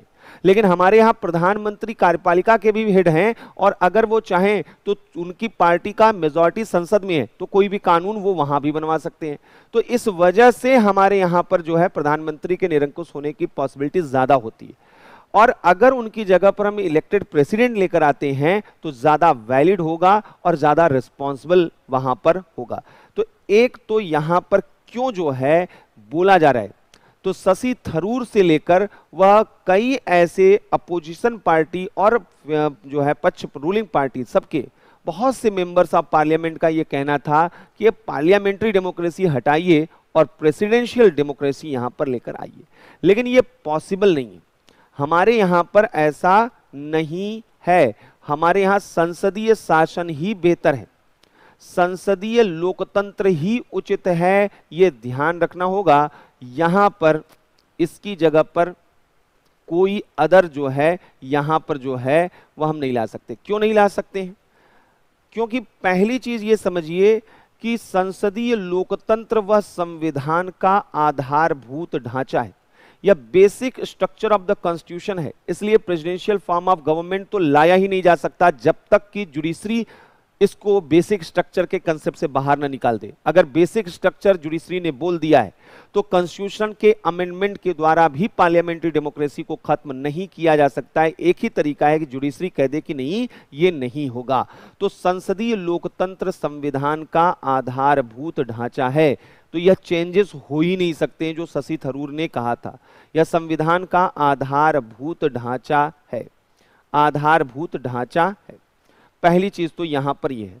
दूसरा कि यहां पर जो है यह संसदीय शासन जो है, हमें यह बताना होगा कि दोनों सिस्टम में, दोनों शासन प्रणाली में अपने अपने गुण और दोष हैं। मेरिट और डिमेरिट दोनों शासन प्रणाली के अपने मेरिट और डिमेरिट हैं। ऐसा नहीं है कि पार्लियामेंट्री डेमोक्रेसी में केवल डिमेरिट हैं और यहां पर जो प्रेसिडेंशियल गवर्नमेंट है उसमें केवल मेरिट है। ऐसा नहीं, दोनों के अपने अपने मेरिट और डिमेरिट हैं। हमारे लिए उपयुक्त क्या होगा? हमें यहां पर भारत की परिस्थितियों के लिए जो उपयुक्त वही हमारे लिए बेहतर होगा। भारत की स्थितियों के लिए कौन सा शासन एप्रोप्रिएट होगा, हमारा क्राइटेरिया ये होना चाहिए। हम ये न लालच में आए कि अमेरिका कितना विकसित देश है और वहां पे तो प्रेसिडेंशियल गवर्नमेंट इसीलिए तो वो डेवलप्ड है, ऐसा नहीं। वहां के सर्कमस्टांसेस के लिए वो बेस्ट मॉडल हो सकता है और हमारे के लिए दूसरा कुछ हो सकता है। तो हमारा लिए क्राइटेरिया ये होगा कि भारत की स्थितियों के लिए, भारत के सिचुएशन में most appropriate form of government क्या होगा, हमें उस पर देखना होगा। और अगर यहां पर देखें इन दिस कॉन्टेक्स्ट, अगर इस कॉन्टेक्स्ट में हम देखें तो यहां पर संसदीय शासन हमें ज्यादा बेहतर दिखाई देता है। संसदीय शासन बेहतर क्यों दिखाई देता है? ऊपर सारी चीजें जो आपने लिखी थी, क्योंकि यह रिस्पॉन्सिबल गवर्नमेंट की बात करता है, उत्तरदायी सरकार यहां पर होती है। क्योंकि यह इंडियन सोसाइटी के जो डाइवर्सिफाइड हमारी जो सोसाइटी है उसमें सभी लोगों का प्रतिनिधित्व होता है। भारत के विविधतापूर्ण समाज में सभी लोगों का प्रतिनिधित्व हो पाता है। भारत के विविधतापूर्ण समाज में सभी वर्गों का प्रतिनिधित्व यहां पर हो पाता है, सभी वर्गों का प्रतिनिधित्व हो पाता है। इसमें ज्यादा अच्छा डिबेट डिस्कशन होता है फ्रॉम रोड टू पार्लियामेंट। तो यहां पर जो है रिप्रेजेंटेशन जो है all section of society possible हो पाता है। डेलिब्रेटिव जो है डिबेट डिस्कशन, यहां चर्चा परिचर्चा बेहतर तरीके से हो पाती हैं। तो ये सब यहाँ पर जो है परिचर्चा यहाँ पर हो पाती है और यहाँ पर जो है सामंजस्यपूर्ण या शासन में संघर्ष नहीं, शासन के अंगों में गतिरोध नहीं देखा जाता है। तो ये सब चीजें ये जो हम लोगों ने पढ़ा हुआ था, तो ये ऑलरेडी हम लोगों ने पढ़ा हुआ है, तो इस वजह से जो है यहाँ पर देखा जाता है। तो पार्लियामेंट्री डेमोक्रेसी यहाँ पर क्या और कैसे है, ये हम लोगों को देखना था। अब आते हैं नेक्स्ट जो हमारा क्वेश्चन है उसकी तरफ हम लोग देखते हैं। और नेक्स्ट क्वेश्चन हमारा क्या है? नेक्स्ट क्वेश्चन में एक तो जो सबसे इंपॉर्टेंट डिबेट यहां पर चल रहा है वो डिबेट चल रहा है कि जो हमारे यहाँ इलेक्टोरल सिस्टम है, चुनाव प्रणाली को लेकर विवाद है। हमारे यहाँ first pass the post system को अपनाया गया है, यानी किसी कंस्टिट्यूएंसी में जो सबसे अधिक नंबर ऑफ वोट जीतेगा वही वहां का उम्मीदवार विजयी घोषित होगा। दूसरी ओर यहाँ पर यह जो एफपीटीपी है इसकी बड़ी आलोचना भी की जाती है कि एफपीटीपी सिस्टम जो है वह अच्छा नहीं है। तो कहा जाता है कि इससे बेहतर है प्रोपोर्शनल रिप्रेजेंटेशन। अगर आनुपातिक प्रतिनिधित्व सिद्धांत को लेकर आए तो ये ज्यादा बेहतर होगा। अभी कुछ लोगों ने बोलना शुरू कर दिया है कि न तो एफपीटीपी और न ही प्रोपोर्शनल, इन दोनों को मिलाकर एक हाइब्रिड सिस्टम लेकर आए। तो इलेक्टोरल सिस्टम को लेकर एक डिबेट चल रहा है, तीसरा हमारा डिबेट उस पर है। यानी इलेक्टोरल जो सिस्टम है हमारे यहाँ, चुनाव प्रणाली, डिबेट ऑन इलेक्टोरल सिस्टम, चुनाव प्रणाली को लेकर विवाद, डिबेट ऑन इलेक्टोरल सिस्टम, चुनाव प्रणाली को लेकर विवाद है। और विवाद क्या है पहले एक बार इसको समझिएगा। हमारे यहाँ दो ऑप्शन है, एक है फर्स्ट पास्ट द पोस्ट, एक सिस्टम ये है फर्स्ट पास्ट द पोस्ट, पहले कौन क्रॉस करेगा, खंबे को पहले कौन टच करेगा, जो सबसे पहले छुएगा वही जीतेगा। दूसरा है प्रोपोर्शनल रिप्रेजेंटेशन, दूसरा विकल्प क्या है, आनुपातिक प्रतिनिधित्व, जिसे हम पीआर सिस्टम कहते हैं, आनुपातिक प्रतिनिधित्व, प्रोपोर्शनल रिप्रेजेंटेशन। ये दो यहां पर सिद्धांत यहां पर है। और एक डिबेट ये चल रहा है जिसे कहते हैं हाइब्रिड इलेक्टोरल सिस्टम, यानी हाइब्रिड चुनाव प्रणाली, यहां पर इसकी भी बात चल रही है। बहुत से लोग इसके फेवर में हैं। तो ये तीन तरीके का डिबेट है। पहला एफपीटीपी होना चाहिए, दूसरा यह आनुपातिक प्रतिनिधित्व यानी प्रोपोर्शनल रिप्रेजेंटेशन, और तीसरा हाइब्रिड होना चाहिए। तो क्या होना चाहिए ये हमको एक एक करके समझना है। तो पहले हम एफपीटीपी समझेंगे, फिर हम यहां पर प्रोपोर्शनल रिप्रेजेंटेशन, और फिर हम हाइब्रिड जो है इलेक्शन समझेंगे। एफपीटीपी सिस्टम पहले आते हैं, यहां पर पहला पार्ट आंसर का first past the post system. इसका मतलब क्या होता है पहले एक बार इसको समझिएगा। फर्स्ट पास्ट द पोस्ट मतलब क्या होता है, मैक्सिमम नंबर ऑफ वोट जिस भी कैंडिडेट को कंस्टिट्यूएंसी में मिलेगा वो वहां पर चुनाव जीत जाएगा। तो इसके कुछ फीचर्स हैं, पहले वो समझिएगा कि यह जो है एफपीटीपी सिस्टम में देश में कई टेरिटोरियल कंस्टिट्यूएंसीज होती हैं। इसके तहत क्या होता है, देश को यहां पर देश को कई जो है अनेक टेरिटोरियल कंस्टिट्यूएंसीज में डिवाइड किया जाता है, डिमार्केशन किया जाता है। अनेक प्रादेशिक निर्वाचन क्षेत्रों में, देश को अनेक प्रादेशिक निर्वाचन क्षेत्रों में यहां पर विभाजित किया जाता है, ये विभाजित किया जाता है, डिवाइड किया जाता है। जैसे कि आप जो है यूपी के रहने वाले हैं तो बनारस का जो लोकसभा की कंस्टिट्यूएंसी है, गाजीपुर की है, मऊ की है, जौनपुर की है, इलाहाबाद की है, प्रयागराज की, अलग अलग जो यहाँ पर सिटीज हैं उनमें आप लोकसभा की कंस्टिट्यूएंसी देखते हैं। तो टेरिटोरियल कंस्टिट्यूएंसीज होती हैं, और प्रत्येक निर्वाचन क्षेत्र में, यानी जो एवरी कंस्टिट्यूएंसीज हैं, प्रत्येक निर्वाचन क्षेत्र में मैक्सिमम नंबर ऑफ वोट पाने वाला जो कैंडिडेट होगा वह विजयी होगा। प्रत्येक निर्वाचन क्षेत्र में सर्वाधिक मत प्राप्त करने वाला उम्मीदवार विजयी माना जाएगा। सर्वाधिक मत प्राप्त करने वाला उम्मीदवार, मैक्सिमम नंबर ऑफ वोट प्राप्त करने वाला उम्मीदवार, वह विजयी वहां पर होगा।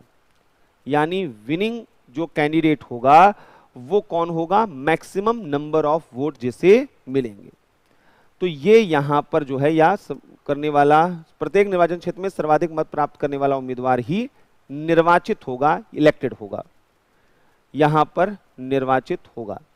यहां पर हमने कहा कि मैक्सिमम नंबर ऑफ वोट चाहिए, मेजॉरिटी ऑफ वोट नहीं चाहिए। दोनों में अंतर है। कहीं पर अगर जो है इलेक्शन हो रहा है और आप वहां पर 100 लोग वोट देने वाले हैं, और इन 100 लोगों में से यहां पर जो है किसी को 45 मिला, किसी को 22 मिला, किसी को 10 मिला, किसी को 5 मिला, तो आप यहां पर एक तरीका है कि जिनको 50% प्लस वोट मिलेगा वही जीतेगा। तो 50% प्लस 1 तो किसी को मिला नहीं, तब तो कोई नहीं जीतेगा। हमारे यहाँ ये नियम नहीं है, 50% पाओ या ना पाओ, 45 वोट मिल गया ना, ये सफिशियंट है। तो यहां पर 45 जो है अगर मिल गया सफिशियंट है। अब ये देखिए, इस कैंडिडेट को जो है, कैंडिडेट ए को 45 वोट मिले हैं, यानी 55 वोट इसको नहीं मिले, मेजॉरिटी वोट नहीं मिला है, बावजूद ये चुनाव जीत गया है। यही इसकी आलोचना भी की जाती है, यही इसकी तारीफ भी की जाती है। तो ये थोड़ा सा हमको यहाँ पर समझना है। पहला हमने कहा कि ये एफपीटीपी सिस्टम क्या है। भारत में एफपीटीपी सिस्टम का इस्तेमाल कहाँ होता है? तो भारत में लोकसभा का जो चुनाव होता है वह इसी तरीके से होता है, और भारत में जो विधानसभा स्टेट असेंबली के इलेक्शन होते हैं वो भी इसी इलेक्टोरल सिस्टम से होते हैं। अब एफपीटीपी सिस्टम के मेरिट्स क्या हैं, के गुण क्या हैं, एक बार इनको भी थोड़ा सा देख लेते हैं। इनका मेरिट्स क्या है यहां पर एक बार ये भी देख लेते हैं। सबसे ज्यादा इंपॉर्टेंट चीज क्या है कि ये सिंपल, यहां पर जो है बहुत ही सिंपल इलेक्टोरल सिस्टम है। यह सहज और सरल, स्मूथ एंड सिंपल, सहज और सरल चुनाव प्रणाली है। आप अगर जा रहे हैं, एक वोट आपको देकर आना है, 10-50 वोट नहीं देकर आना है, एक कैंडिडेट को वोट देकर आना है। आपके वोट का वैल्यू 1 है, सबसे अधिक वोट जिस कैंडिडेट को मिलेगा वो चुनाव जीत जाएगा। समझना भी आसान, चुनाव में वोट देना भी आसान, सब कुछ बेहतर है। यहां पर जो है सबसे easy form of electoral system FPTP system को माना जाता है। दूसरा क्या है, यहां पर चुनाव का जो प्रबंधन करना है वो भी बहुत आसान हो जाता है। बस वहां पर ईवीएम लगा है, आपको जाना है, आपको वोट अपना देना है और उसको जो है यहां पर नोट डाउन करते हुए वह देख लेना है। तो दूसरा है प्रबंधन और प्रशासन में सुविधाजनक है। यह प्रबंधन और प्रशासन में क्या है, सुविधाजनक है। प्रबंधन और प्रशासन में सुविधाजनक है, ये भी एक इसकी विशेषता है। तीसरी जो सबसे इंपॉर्टेंट चीज है कि इसमें बहुत कम टाइम लगता है, कम समय लगता है। यह पीटीपी सिस्टम बहुत लेंदी नहीं है, बहुत उलझाऊ नहीं है, तो यह टाइम इफिशिएंट है, कम समय लगता है, यानी टाइम इफिशिएंट यह है, तो बहुत ही टाइमली यहां पर हो जाता है। और यहां पर एफपीटीपी सिस्टम में अगर एक बार इलेक्शन हो गया तो यहां स्टेबिलिटी बहुत ज्यादा होती है, क्योंकि मेजॉरिटी, अब बताइए चुनाव हो और चुनाव में मेजॉरिटी का नियम बना दे, तो मेजॉरिटी किसी को अगर न मिले, भारत में इतने पॉलिटिकल पार्टीज हैं, अगर कल को यहां पर मेजॉरिटी न मिले तो सरकार बनेंगी ही नहीं, सरकारें तो आती जाती रहेंगी। यहां एफपीटीपी सिस्टम की वजह से रिलेटिवली अधिक, यह more stable then proportional representation है। यह अपेक्षाकृत जो है अधिक स्थिर होता है, यह रिलेटिवली मोर स्टेबल होता है, यह प्रोपोर्शनल रिप्रेजेंटेशन की यहां पर कंडीशन में। और सबसे अच्छी चीज क्या है कि बहुदलीय व्यवस्था के लिए यह उपयुक्त है। यहां पर अगर बहुत सी पॉलिटिकल पार्टीज हैं तो वो ठीक है।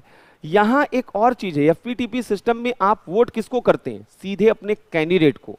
इसलिए कैंडिडेट और जो यहां पर मतदाता हैं उनके बीच, उम्मीदवार और मतदाता के मध्य सीधा संबंध होता है। यहां पर जो है उम्मीदवार और मतदाता के मध्य सीधा डायरेक्ट रिलेशन होता है, यह भी एक अच्छा यहां पर इसका गुण होता है।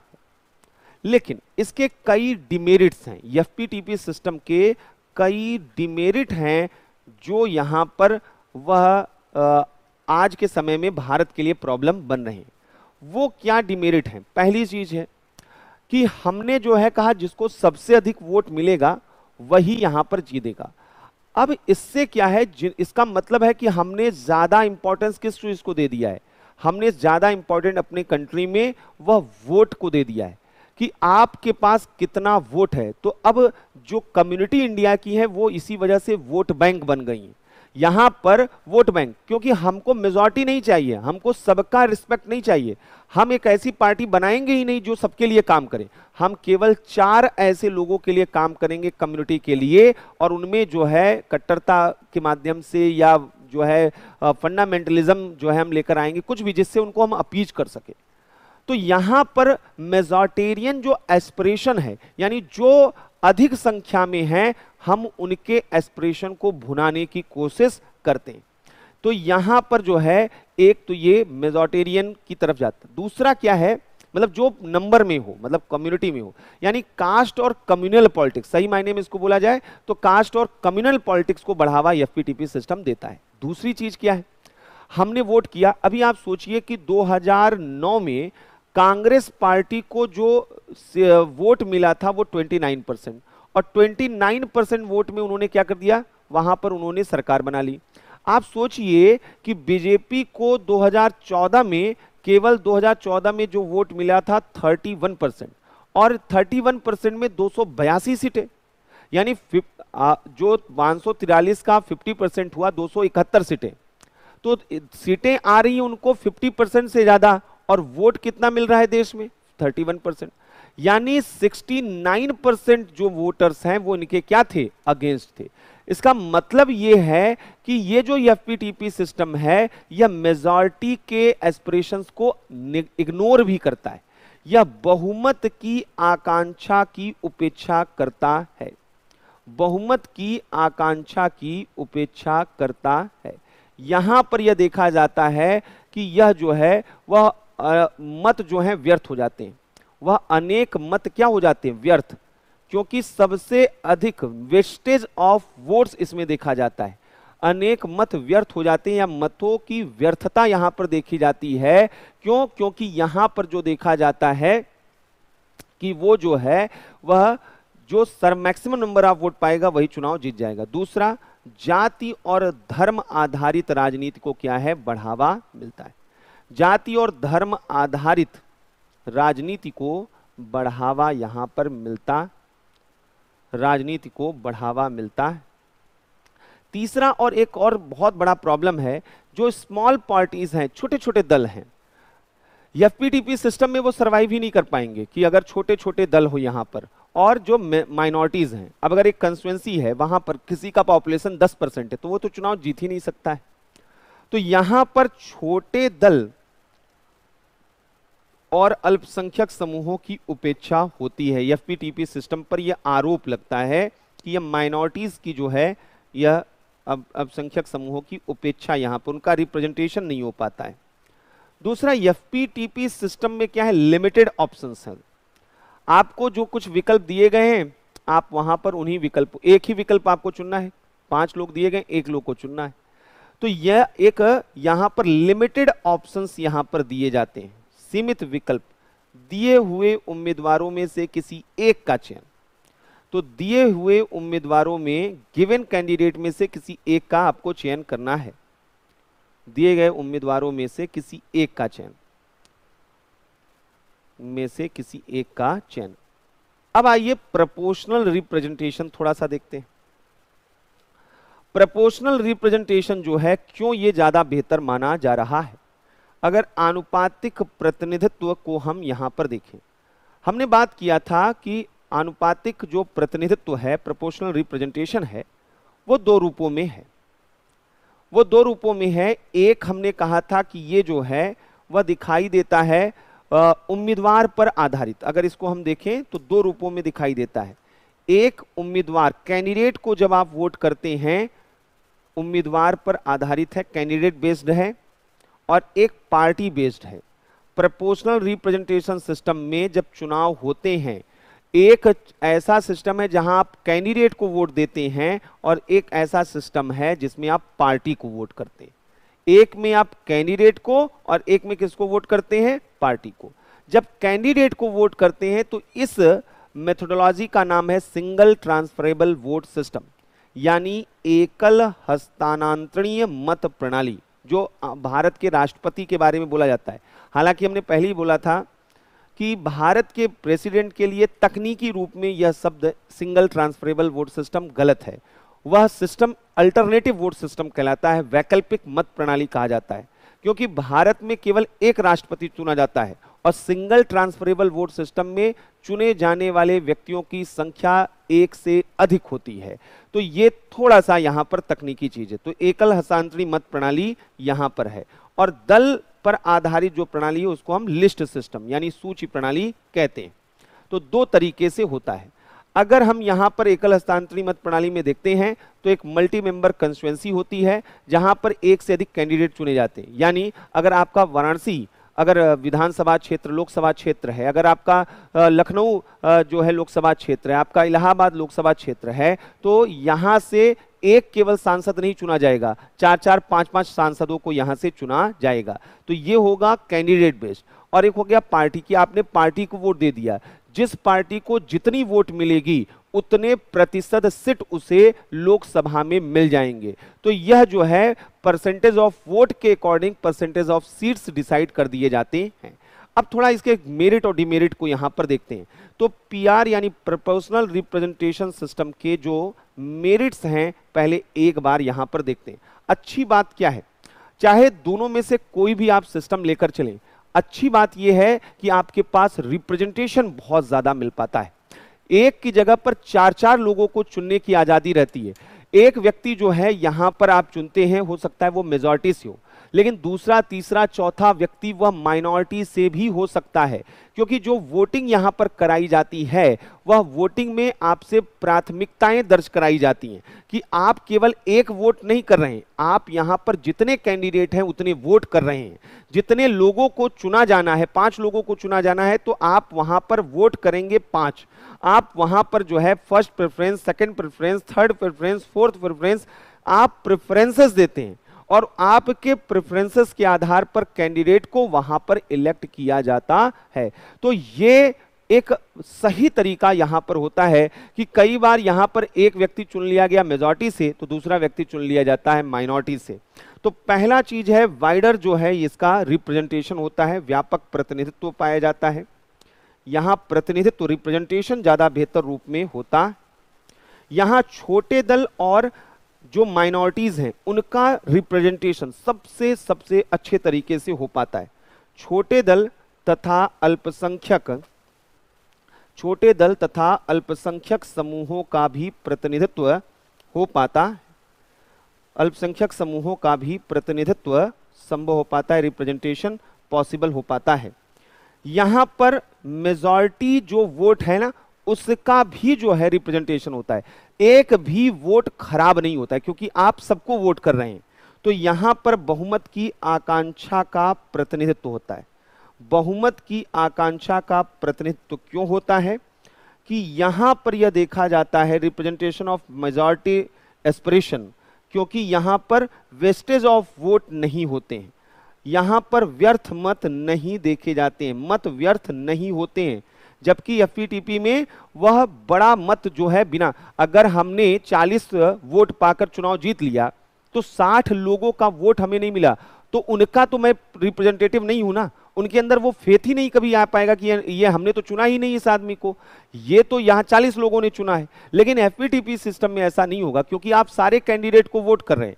तो आप कोई भी कैंडिडेट चुना जाएगा तो आप बोलेंगे अपने आप से कि नहीं इसको तो हमने भी जो है प्रेफरेंस दिया हुआ था।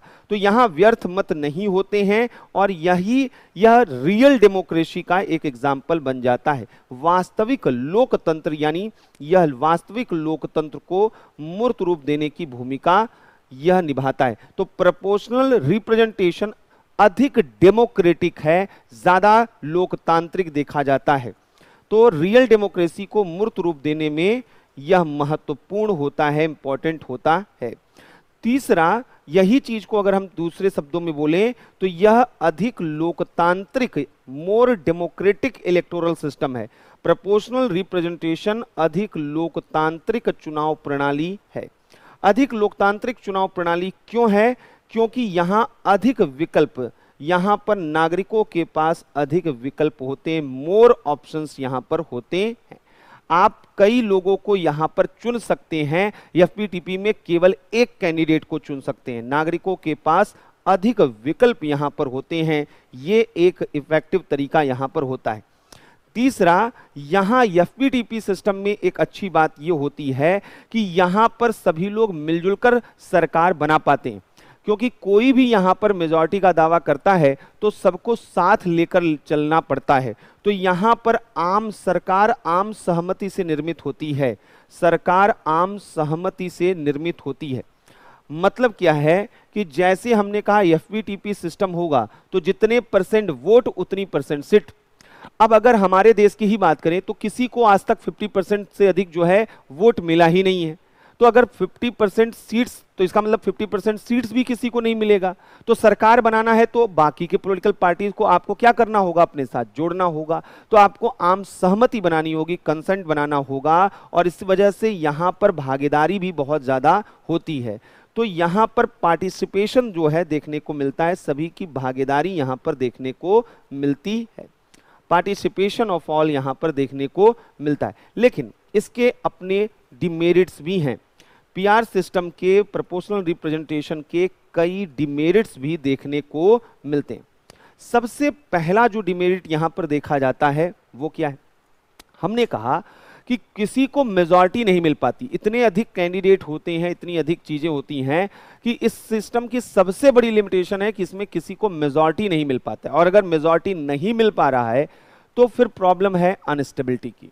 सरकारें यहां पर नहीं बन पाती हैं।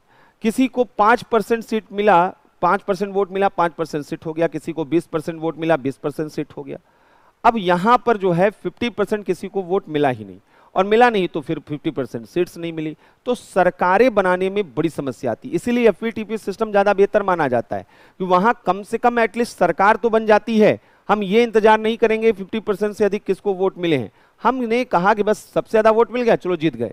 तो ये जो सिस्टम है ये एफवीटीपी, और इसीलिए शायद भारत में इसको सही तरीके से इंप्लीमेंट करना मुश्किल हो जाता है। तो सरकार में अस्थिरता और नीतिगत निरंतरता, सरकार में अस्थिरता रहती है, अनस्टेबिलिटी यहां पर रहती है गवर्नमेंट में, और यहां पर पॉलिसी कंटिन्यूटी भी प्रभावित होती है, नीतिगत निरंतरता भी प्रभावित होती है। तो यहां पर भी ये पॉलिसी कंटिन्यूटी नहीं हो पाती है, सरकारें जो हैं अनस्टेबल होती हैं, आती जाती हैं, पॉलिसी जो है आज कुछ है, कल कुछ है, परसों कुछ है, क्योंकि सरकारें जब बदल रही हैं तो नीतियां कैसे अस्थायी हो सकती हैं। आज एक सरकार कुछ बोलेगी, कल 5 महीने 6 महीने साल भर बाद कोई सरकार आएगी कुछ और बोलेगी। तो पॉलिसी डिसकंटिन्यूटी यहां पर देखने को मिलती है। दूसरा, बहुत ही ज्यादा जटिल कॉम्प्लिकेटेड सा इलेक्टोरल सिस्टम है, इसीलिए चूंकि ये एग्जाम में इंपॉर्टेंट भी नहीं है, मतलब जो उसका मेथोडोलॉजी है, लेकिन आप में से बहुत से लोगों की इच्छा करती है कि एक बार कोई हमको बता दे कि कैसे सिंगल ट्रांसफरेबल वोटिंग सिस्टम होता है, वोट कैसे ऊपर ट्रांसफर कैसे नीचे ट्रांसफर होता है। अब 15-20 मिनट उस टॉपिक पर लगाया जाए, एग्जाम से उसका कोई रिलेशन नहीं है, और वहां पर उसके बावजूद न समझ में आए, तो आप समझिए कि अगर यूपी पीसीएस यूपीएससी की तैयारी करने वाले स्टूडेंट को इस इलेक्टोरल सिस्टम को समझाना कठिन होगा, तो फिर आम लोगों को समझाना कैसे संभव हो पाएगा। फर्स्ट पास द पोस्ट तो सबसे सिंपल समझाना है कि भाई आप वोट करो, जो सबसे ज्यादा पाएगा वो जीत जाएगा। यहां पर प्रोपोर्शनल रिप्रेजेंटेशन में क्या है, हमने कहा आपको 15 कैंडिडेट को वोट देना है, सबको प्रेफरेंस में देना है, पहला दूसरा तीसरा चौथा। अब आप समझ ही नहीं पा रहे, पहला वोट तो चलो ठीक है इनको दे दिए, दूसरा किसको देंगे, तीसरा, तो आधे से ज्यादा लोग जो है 99% हमारे यहाँ पॉपुलेशन क्या करेगी, एक वोट देने के बाद किसी को 3 2 4 5 कुछ भी लिख के आ जाएगी, मतलब उसमें कोई रेशनल माइंड से वो काम नहीं करेंगे वहां पर।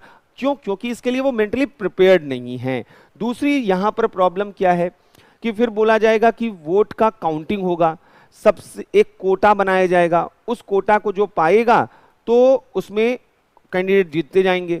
तो पहले देखा जाएगा फर्स्ट प्रेफरेंस पाने वाले सबसे अधिक कितने लोग हैं, तो फर्स्ट प्रेफरेंस जो पाए हुए लोग हैं उनमें जो कोटा था, जिन जिन लोगों ने वो कोटा टच कर दिया, मान लीजिए कि 5 लोगों को चुना जाना है, 2 लोगों ने कोटा टच कर लिया तो वो जीत गए।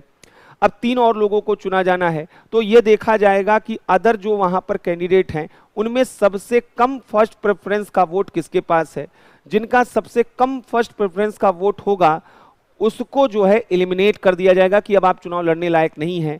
उन कैंडिडेट में जो वोटर्स ने सेकंड प्रेफरेंस दिए हैं, जिन लोगों को, वह वोट उनके फर्स्ट प्रेफरेंस के रूप में कन्वर्ट कर दिया जाएगा। फिर ये वोट ट्रांसफर्स यानी ट्रांसफरेबल वोट सिस्टम जिसको कहते हैं, सिंगल ट्रांसफरेबल वोट सिस्टम, तो ये वोट इनका जो लोग हटाए गए हैं वह ऊपर के कैंडिडेट को ट्रांसफर कर दिया जाएगा। इस तरीके से वोट का ट्रांसफर होता है। अब इतना कॉम्प्लिकेटेड चीज क्यों पढ़ाया, क्यों समझाया जाए? तो हमारे लिए, हमारे देश में प्रोपोर्शनल रिप्रेजेंटेशन सिस्टम की प्रॉब्लम क्या है कि यह जटिल है और खर्चीला बहुत ज्यादा है, और इसके साथ साथ जागरूकता का अभाव, लैक ऑफ अवेयरनेस, जागरूकता का अभाव, समझने में बहुत ज्यादा जटिल यहां पर रहेगा। तो ये एक प्रॉब्लम के रूप में है। यहां पर एडमिनिस्ट्रेटिव मैनेजमेंट में भी प्रॉब्लम आएगी। यह प्रशासकीय प्रबंधन की समस्या भी, अगर ये चुनाव कराना है तो बड़ी समस्या यहाँ पर आएगी, क्योंकि कई बार वोटिंग को अलग अलग तरीके से काउंटिंग सोचिए कितना मुश्किल हो जाएगा। पहले फर्स्ट प्रेफरेंस देखिए, फिर सेकंड प्रेफरेंस, फिर थर्ड प्रेफरेंस। एफपीटीपी में क्या है, बस एक ही बार में देखना है कि फर्स्ट प्रेफरेंस सबसे नंबर ऑफ वोट ज़्यादा किसके पास है। तो यहाँ पर जो है, अच्छा दूसरी चीज़ क्या है कि आपने वोट दिया। अब आपने वोट यहाँ पर दिया है, 4 सांसद हैं यहाँ पर, आपने एक सांसद को वोट दिया था, बाकी तीनों को वोट नहीं दिया था। तो कई बार यहाँ पर वो रिलेशन नहीं बन पाता। और अगर लिस्ट सिस्टम में हमने पॉलिटिकल पार्टी को वोट दिया था तो कैंडिडेट से हमारा क्या रिलेशन रह गया। तो यह जो आनुपातिक प्रतिनिधित्व होता है कि इसमें जो है मतदाता और उम्मीदवार के बीच कोई सीधा संबंध नहीं हो पाता है। उम्मीदवार और मतदाता के मध्य दूरी देखी जाती है, distance between voters and candidate, मतदाता जो हैं के मध्य दूरी देखी जाती। दूसरी चीज क्या है कि जब प्रोपोर्शनल रिप्रेजेंटेशन सिस्टम एक बार आ गया हमारे यहाँ, तो होगा क्या, छोटे छोटे ग्रुप, माइनॉरिटी ग्रुप, वो अपनी एक पॉलिटिकल पार्टी बना लेंगे, और जितने पॉपुलेशन में वो हैं कम से कम उन्हें ये मालूम है कि अगर हम उस फीलिंग को अगर हम एक्सेलरेट कर दें उतने परसेंट वोट तो हमको मिल जाएगा, उतने परसेंट सीट्स तो हमको मिल जाएगी। यानी अगर हम सिख हैं और हमको लगता है कि हमारी आबादी 5% है, तो हमने अगर उस तरीके से 4% मान लीजिए 3% है, तो हम उतने परसेंट लोकसभा की सीट्स तो केवल इस आधार पर ले सकते हैं कि हम अगर वह सिख आइडेंटिटी को शुरू कर दें। अगर हम हिंदू हैं, 80% पॉपुलेशन है, अगर उस आइडेंटिटी को वहां पर एक्सप्लोर कर ले तो 80% सीट्स तो हमको लोकसभा में अपने आप मिल जाएगी। या अगर हम मुस्लिम हैं, 60% वोट तो हमें आसानी से लोकसभा में मिल जाएगी।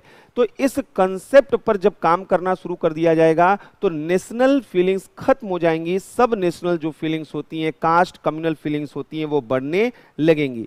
तो उपराष्ट्रीय भावनाओं को बढ़ावा मिलता है।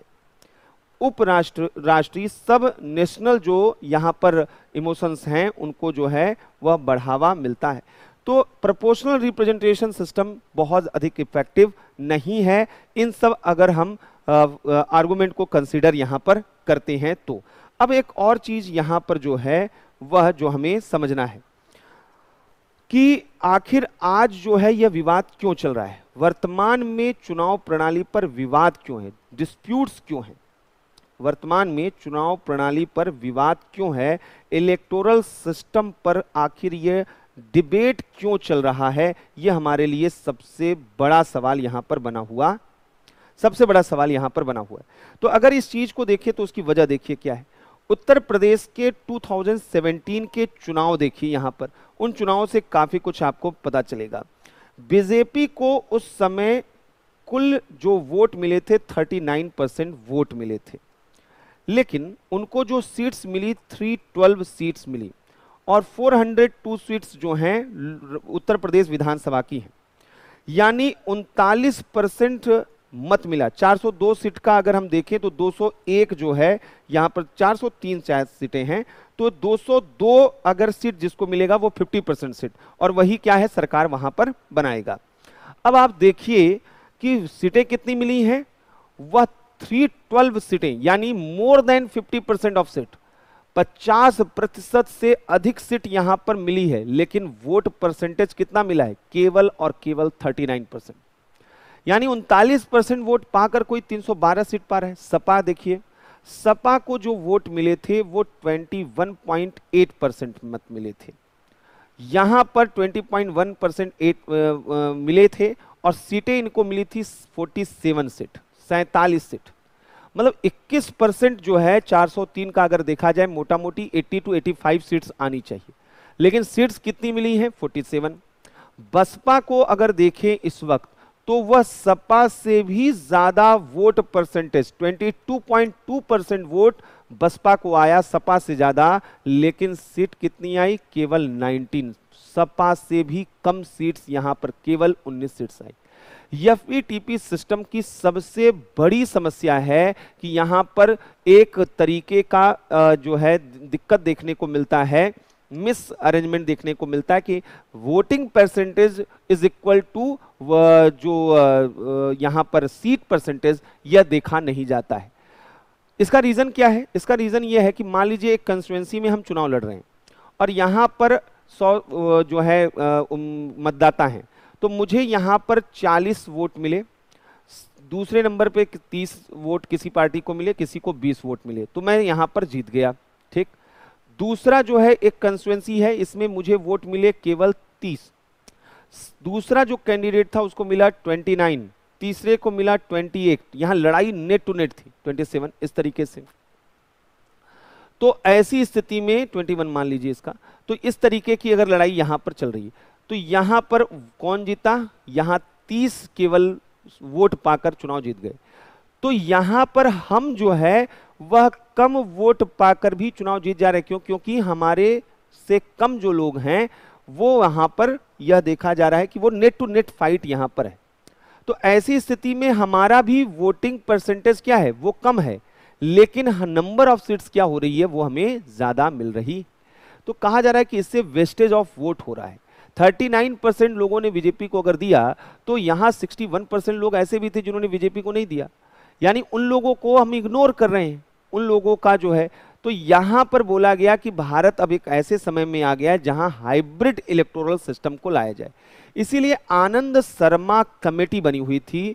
कांग्रेस के एक बड़े नेता हैं आनंद शर्मा, और आनंद शर्मा की समिति जो है स्टैंडिंग कमेटी ने वह हाइब्रिड इलेक्टोरल सिस्टम का रिकमेंडेशन दिया है कि एक हाइब्रिड जो है चुनाव प्रणाली भारत में शुरू किया जाए। हाइब्रिड जो इलेक्टोरल सिस्टम है, इसमें इनका कहना है कि हम एफपीटीपी सिस्टम को भी लाएंगे और हम यहां पर प्रोपोर्शनल रिप्रेजेंटेशन सिस्टम को भी लाएंगे। एफपीटीपी सिस्टम के तहत उम्मीदवारों का चयन किया जाएगा, यानी उम्मीदवारों को यहां पर मत दिया जाएगा, और पीआर सिस्टम में लिस्ट सिस्टम लेकर आएंगे, सूची प्रणाली लेकर आएंगे, और लिस्ट सिस्टम में किसको वोट किया जाता है, दलों को मत दिया जाएगा। तो यहां पर जो है पॉलिटिकल पार्टीज को मत दिया जाएगा। अभी विधि आयोग की रिपोर्ट में भी ये बात बोली गई थी। लॉ कमीशन की जो रिपोर्ट है, विधि आयोग की रिपोर्ट, जो लॉ कमीशन की रिपोर्ट है, वहां पर इन्होंने यह बोला कि 25% सीट या 25% सीट लोकसभा में बढ़ाई जाए। लोकसभा में इन्होंने ये रिकमेंड किया कि लोकसभा में 25% सीट, या अगर इसको नंबर में बोला जाए 136 सीट अतिरिक्त जोड़ने की बात की गई है, अतिरिक्त यहां पर जोड़ी जाए। अभी आप सेंट्रल विस्टा जो प्रोजेक्ट चल रहा है उसमें स्पेस बढ़ाया गया है, यानी अभी जो हमारा तत्कालीन संसद था वहां पर लोकसभा राज्यसभा में वह स्पेस रिलेटिवली कम था। शायद संभव है कि आने वाले समय में हमारे पार्लियामेंट का जो है नंबर ऑफ सीट्स बढ़े, रिप्रेजेंटेशन बढ़े। तो वर्तमान में जो है वहां पर 545 लोग ही हैं, लेकिन बोला जा रहा है कि अब उसमें 25% सीट या 136 सीट और जोड़ दिया जाए, और यहां पर जो है और ये एक्स्ट्रा सीट इस जिसका चुनाव आनुपातिक प्रतिनिधित्व से किया जाए। अभी जो सिस्टम है वो चल रहा है कि जो 543 लोग हैं 543 एफपीटीपी से चुने जा रहे हैं, 136 सीटें और जोड़ दी जाएं और इनका चुनाव प्रोपोर्शनल रिप्रेजेंटेशन से हो, तो जिसका चुनाव आनुपातिक प्रतिनिधित्व से यहां पर होना चाहिए। तो ये इनका कहना है। क्लियर है? ये तो हम सिंपल चीजें आज केवल डिस्कस की हैं। कल हम लोग बात करेंगे प्रेसिडेंट के बारे में। हम कल आपको बताएंगे कि प्रेसिडेंट की जो पावर है, यानी ऑर्डिनेंस पावर क्यों डिस्प्यूटेड है, क्या प्रेसिडेंट को रबर स्टैंप कहना सही है, ये भी एक क्वेश्चन लगातार आते हैं। फिर यहाँ पर प्रेसिडेंट का पर्डन पावर क्या हुआ, क्षमादान की शक्तियां क्या हुई, और इस तरीके के 2-3 क्वेश्चन और हम लोग देखेंगे प्रेसिडेंट से रिलेटेड जो देखेंगे। फिर हम लोग prime minister, council of minister और अटॉर्नी जनरल से रिलेटेड चीजों को देखेंगे। Thank you.